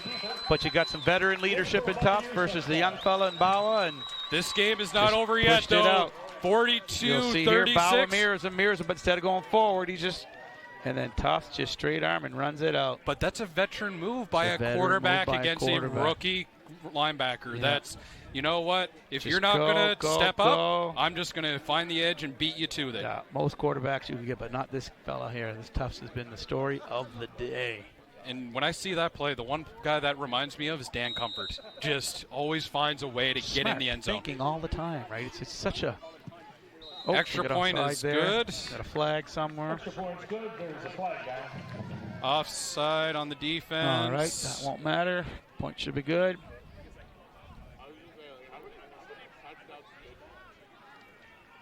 Yeah, you definitely don't want to. I haven't seen a lot of offsides today during the play. The extra points I've seen a couple, but the penalties have been mostly I mean, the 3 big ones on the excessive hit to the quarterback by the Mustangs. And so with the extra point, that brings the score 43-36. Wow. So this brings 79 points. This wow. is crazy. I did the math right there, right? That's good job. All right. There's 3 kinds of people in this world, those who can add and those who can't. And you know what? 4 minutes, 33 seconds left. She's Fourth quarter. She's a barn This burner. is where you want to be right now. You want to be at Rocky Stone Field here in Moncton and watch the most exciting 22nd Maritime Bowl Championship right now. And if you're not watching it on Rogers TV, if you're not at the field, watch it on Rogers TV. It's what that was supposed to come out like. That first day with a new mouth. This is all going to come down to Corey Lorette and his offense. What are they going to do? I mean, look at this. Spence not even kicking the ball. Here we go. Oh, they just want to make sure we're ready, too. You can do it. And the ball's kicked off. Big kick. Big drop, too. Like, that was up there that for a while. was in there for a while. Not much time for Johnny Football to go anywhere. 2 Buccaneers there. Number 16, Noah Amos makes the tackle. Jonathan Terrio on the return. It'll be first down for the Mustangs. This is going to be good. Thank you to our sponsor, Chris Rock Tavern. Oh, that number 18. So we're on the 19-yard line. First down. The Mustangs have almost 90 yards to go to get into this end zone. 4 minutes, 28 seconds on the clock. You know what? As a kid, this is the moment you live for as a quarterback. Can Patry bring it back and force This is every overtime? Backyard football game. This is every road hockey game, best of 7. This is what it's all about. This is what you play the game for. Ball snap back to Patry. He throws that to Torrey, and Torrey gets some yardage. Nice big play there. Really impressed with the hitting, the contact that Torrey Hicks hasn't avoided. He's looking for it. He's going through it. And he's, Mr. Realtor is just finding a way to meet people and find that yardage, get the yards. And Torrey's a 10-year veteran. Torrey's been playing for a long time. So this now brings up a 2nd and about 6 yards for the Mustangs offense. Every play here is now key. Very, very key. Fake handoff to Wall. There he is. He's throws it. He got it. Mr. Realtor Torrey himself. Again. First down. Yep, big first down here for the Mustangs. You know what? You don't want to come out with a 3-and-out. We are at 3 minutes, 20 seconds. We're almost at the 3-minute warning, and this is going to be a very exciting finish. Torrey's had 4 targets and 4 catches for positive yards every time. Interesting to see what they do here. Ball on 32. Snap back to Patry. He throws it. Caught. Got to hold on to that ball. That's great. Benoit Cormier again. You know what? On the Mustang side, I don't know if I want to give it to Benoit or if I want to give it to Patry for offensive player. They've been on the same page all day. It's hard to have one without the other. But right here, Patry's got to keep doing what he's doing, those precision passes, and not make a mistake. Yep. And you know what? This is now a 2nd and 2 left. We are on the 40-yard line. Under 3 minutes. This is where it all comes down to your quarterback play. Both quarterbacks today. I know we've mentioned it nonstop, but how can you not? It's been stellar play by both of them. Snap back to Patry. Patry's looking. He throws deep it. Deep ball. There's some interference there. There's 7 interference there. Yep. Number 12. Big play there by number 81. 81 Cormier again, but look at him. He had the step on him, and 27 is all over him. You know what? If number 27, great awareness. If 27 looks back on, actually, that's a tough call to make. A lot of touching, but again, here you got to keep your cool. 27 and next play. I did hear at the start of the game that there were 3 referees from New Brunswick and 4 from Nova Scotia. So this is awesome. It's hard to everybody's. I think they've called a great game. Now this brings it up to the center field for the Mustangs. 2:42 left. 1st and 10. What did we say? There was 3 minutes, 20 minutes ago? Yep. Ball snap back to Patry. Hands up. Fakes hand roll up. Out. Throws it. Catch. Number 83, Brady Newcomb with the big play there. And it looks like it's another Mustangs first down. The Buccaneers haven't caught on yet to Patrice's reverse rollout. Roll out to his opposite side, right? Most quarterbacks don't do that, but his ability to throw across the body off that opposite foot. I mean, if you can do it all day. And it seems like, though, the Buccaneers are playing it smart. They don't want to let Patrick get into open space, but if you're not going to let him get in open space, you got to knock the ball down. Yep. You can't let the receivers get easy plays. 4-man front. Ball snap back to Patry. He looks for Torrey Hickson. Big hit there. Number 4 of the Buccaneers. Kiadre. Gilmore. 4. That was a great hit. Wow. That was low. It was, the timing was perfect. And the Mustangs end up losing yards on that play. -2 yards. Wow. And as big as Ben George's foot is here, we need more than a field goal. Yep. And it's 43-26. 2 minutes, 23 seconds left on the clock. Mustangs offense pushing, pressuring. Ball snap back to Patry. He looks at Newcomb, but he back and throws it to Terrio and overthrows him by a couple yards. This brings up a big 3rd and 12. You hear the crowd getting into it. Crowd starting to cheer a little bit louder. 2:08 left. Key 3rd down right here. Very key 3rd down. This is where Patry's got to make his money. Former Mount A alumni, Ottawa GG's quarterback. This is your moment. This is as big as it gets. 2nd year in a row here in the finals. Ball snap back to Patry. Patry's looking. He throws it, He's and it's wide caught by open. Josh McDonald, and he gets the first down and a couple yards more. Wow. Wow. 2:08. Here we go. We may get more than we paid for here, ladies and gentlemen. Looks like we could potentially have overtime. Maybe. But again, big first down play. Does anybody know the rules of overtime? I do. Okay, look at this. We'll get there. Mitch Osmond, ladies and gentlemen, because I do not know the rules of overtime. Shootout format. Okay. Fake handoff. Patry's rolling, looking. Side, look at that stop. Great stop. Oh, Ball's my dangerous pass. Oh! Knocked away. Great play there by the Buccaneers. Dangerous. That was gutsy. That could have been the other way, but he managed to hit a player. I don't know about you guys there, but I felt like my heart rate went up and then dropped. Yeah, I got you. I can't handle this kind of stress. I'm an old man. You're still 39 years younger than me, 39 Crandall. years younger. I was in the house the other day, and my wife popped out over behind a wall and scared me. You can't do that. I'm a prime candidate for a massive heart attack. You don't add to it. All right, we're now at the 24-yard line. Mustangs, 2nd down.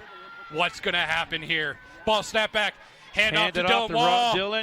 And Waugh just finds yardage and gets up there. You know what? I think that's a great play. We've been play. talking about this all day. There's a minute 52, which is reality is 20 minutes. Yep. Control the ball, score. You know, you're going for the 1. Yep. You know, if you do score, but get to regroup and go to overtime, but don't leave Halifax with any time on the clock. You're 100% right there, Mark. Ball snap back. Patry up and overthrows. Number 6 again. Ooh. Just 1 or 2 steps off on that pass. It'll be 4th down. Should have had one less rib at Ribfest last night. There we go. This is the play of the game. Oh my goodness, this is 4th and 5th. 4th and 5. Not aware. I thought we still had another down. Wow. This is 4th and 5. looking back on the Dylan Waugh run, as positive as it was. This is going to be interesting, and we're going to call a. So we got a timeout from the Mustangs. Oof. All comes Do down not to leave this. your seats yet. 1:46, 4th quarter. 43-36 for the Bucks. All for the championship game right now. We see the Terry McIntyre Cup coming out onto the field. With the trophy, It's there. Terry McIntyre. I'm so excited. We're almost there. We're almost there. You know, this is just as big as the Grey Cup or the Stanley Cup. Look at this. This is awesome. You know what? Stanley Cup and step aside for right now. That's They'll have right. their moment They on have Monday. their Monday. This is all right here, right now. Moncton Mustangs, 4th and 5 yards to go. What is about to happen here? I got to tell you, I've had some beverages out of that cup, and it just tastes so much better. I agree with you 100% there, Mark. Being a champion in the 20th Annual Maritime Cup, nothing feels better than being a champion. You worked so hard for it. All right, here we go. 4th down. What are we going to see? Patrick's back. He throws it. Caught. Number 6, Jonathan Terrio, and he tackles. Is it enough? It's going to be close. This is going to be such a close game. First down! Mustangs have life. This game is not over yet, ladies and gentlemen. Great coverage, great tackling. That was just a good all-around football play. Look at the rushes coming in. Petrie. Johnny Football there making I gotta that play. tell you, Jonathan Terry must have been nervous there. The only thing you have to do is catch this ball. That's where the ice comes into the veins.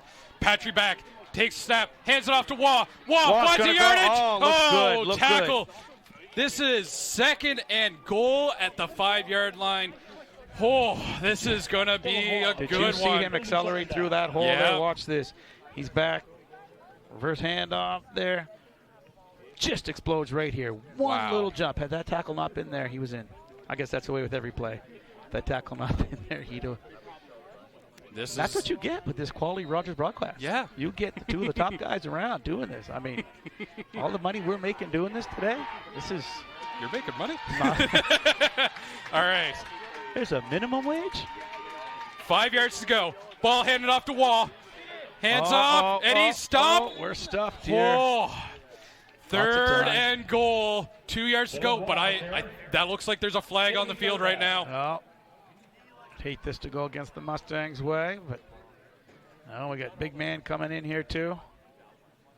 I think that was I think that was on the Bucks. That'll put them a little bit closer. Yep. It looks like the Bucks are raising their hand there. That's a painful penalty to give up right now. Down. Offside against the Bucks. Yep, offside against the Bucks.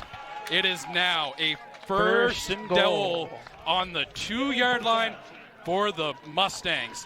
This is the play. This is the moment. What's about to happen right now? Ball snap back. Hand it off to Waugh. Touchdown! Here we go, ladies and gentlemen. This is now 43-42. Buccaneers against the Mustangs. Mustangs just scored. You know what? Let's go for 2. You want it? I don't know. I don't know. The same people are on the field. I haven't seen Ben come out yet. They are. It looks like they're going to keep the same. Are they? No. Ladies and gentlemen. Wow. There's no way. They're going for 2. There's no way you're going for 2. The Mustangs are going for 2. This is the call of all calls in the history of football. Are you kidding yards. Me? What's for 2 points and the game. Still a minute 23 seconds left, Mark. This game's not over yet. Ball snap back. Patrick's looking. He gets outside.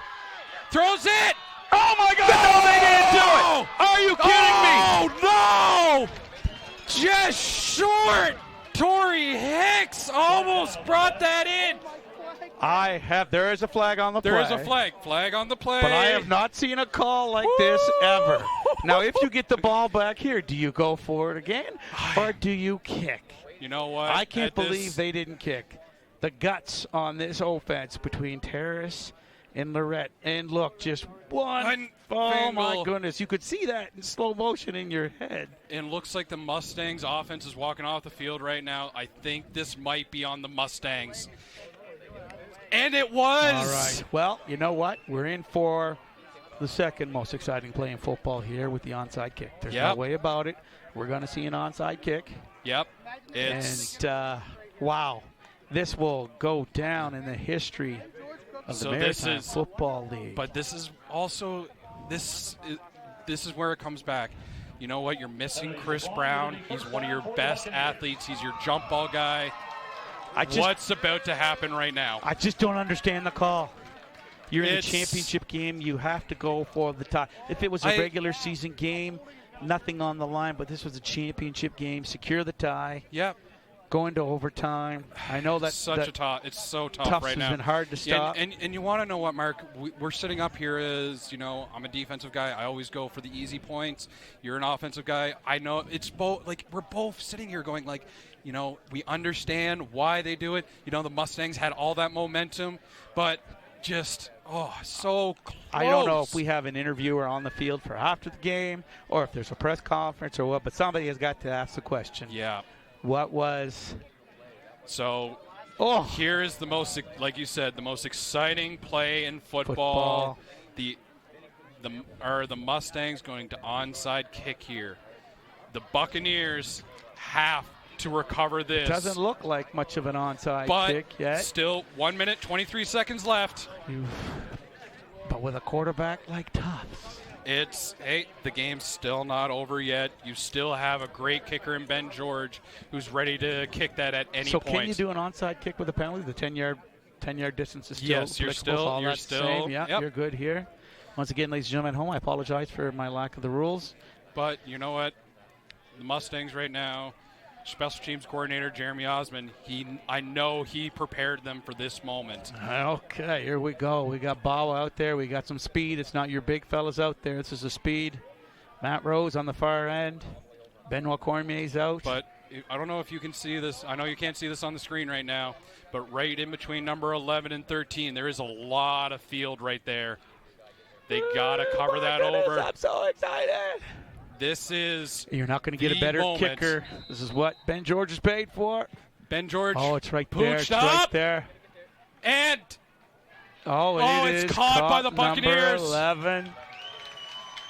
Ladies and gentlemen, this game is still not over yet. 1 minute, 20 seconds left.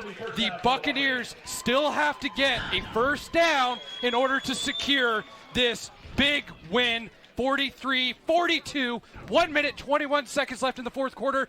This is exciting. 2 timeouts left for the Mustangs? I believe it's just one. Just one. You're right. Got to get some big stops here. You got Finney in the backfield, just going to run the ball. They've got to stop him at the line of scrimmage 3 times. This is where your defense has got to make work their money cut out for them. Tufts definitely player of the game for Nova Scotia.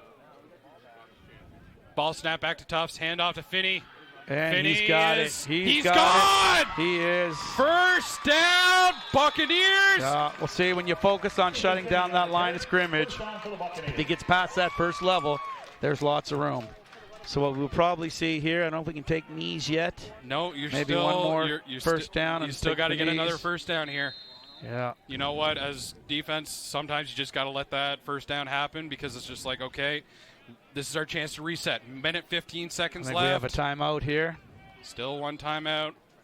Are the Bucks about to repeat as champions over top of the Mustangs right now? And to me, Mitch, I'm sorry. I got to go back to that play call. Yep. It's you said it yourself. We're not on the field. We don't know what's going on.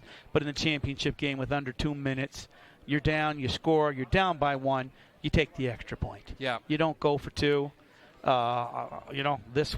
People will be talking about that play for years. Yep. We don't know why they did it. Maybe there's something we're not seeing. But it's just every part of me says, go for the point. Yep. Secure the tie. Secure.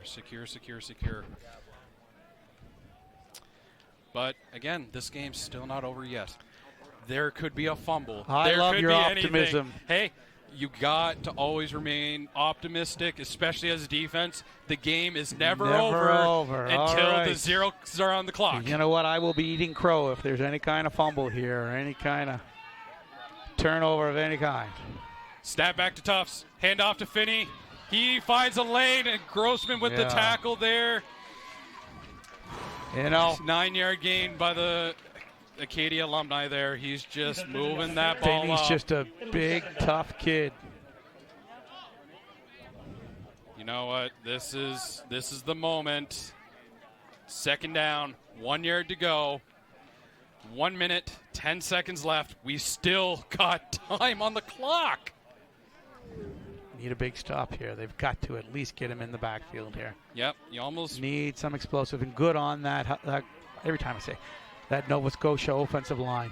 Yep, they're the they MVPs have not right let now. the Mustangs through all day. A couple things here and there, but nothing of any Anything to note?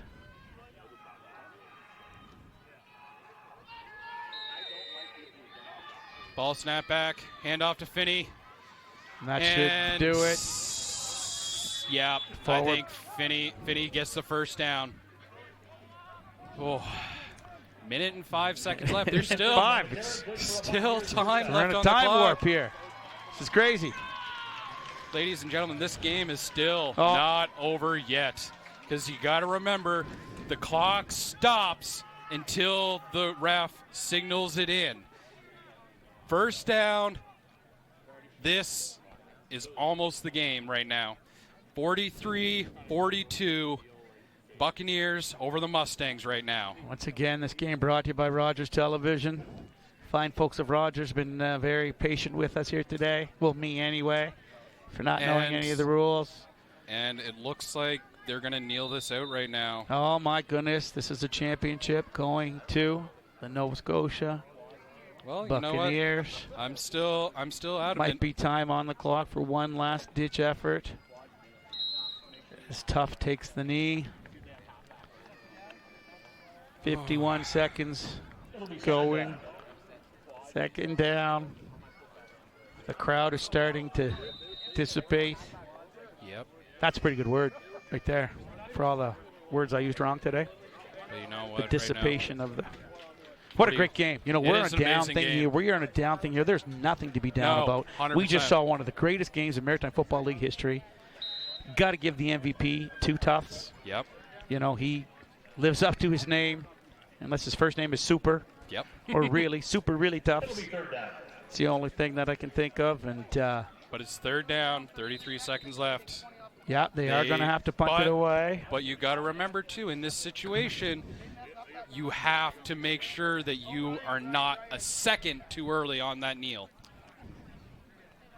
Here we go, 25. Oh, my goodness, he's going right to the end.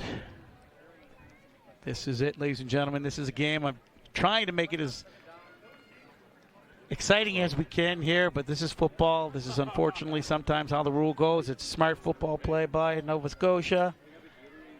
They are going to kneel it out here.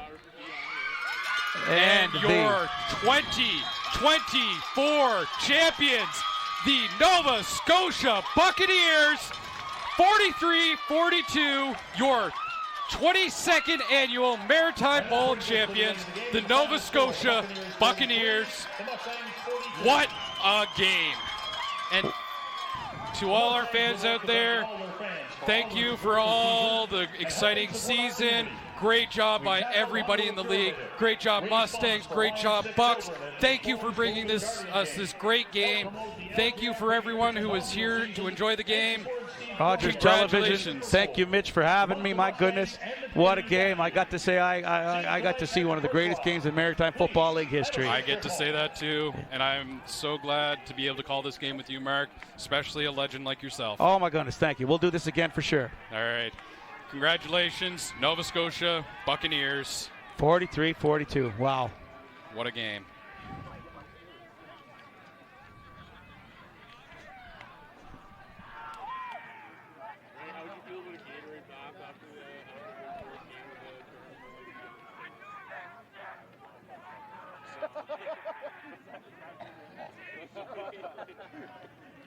Driving home after that. You gotta bring it.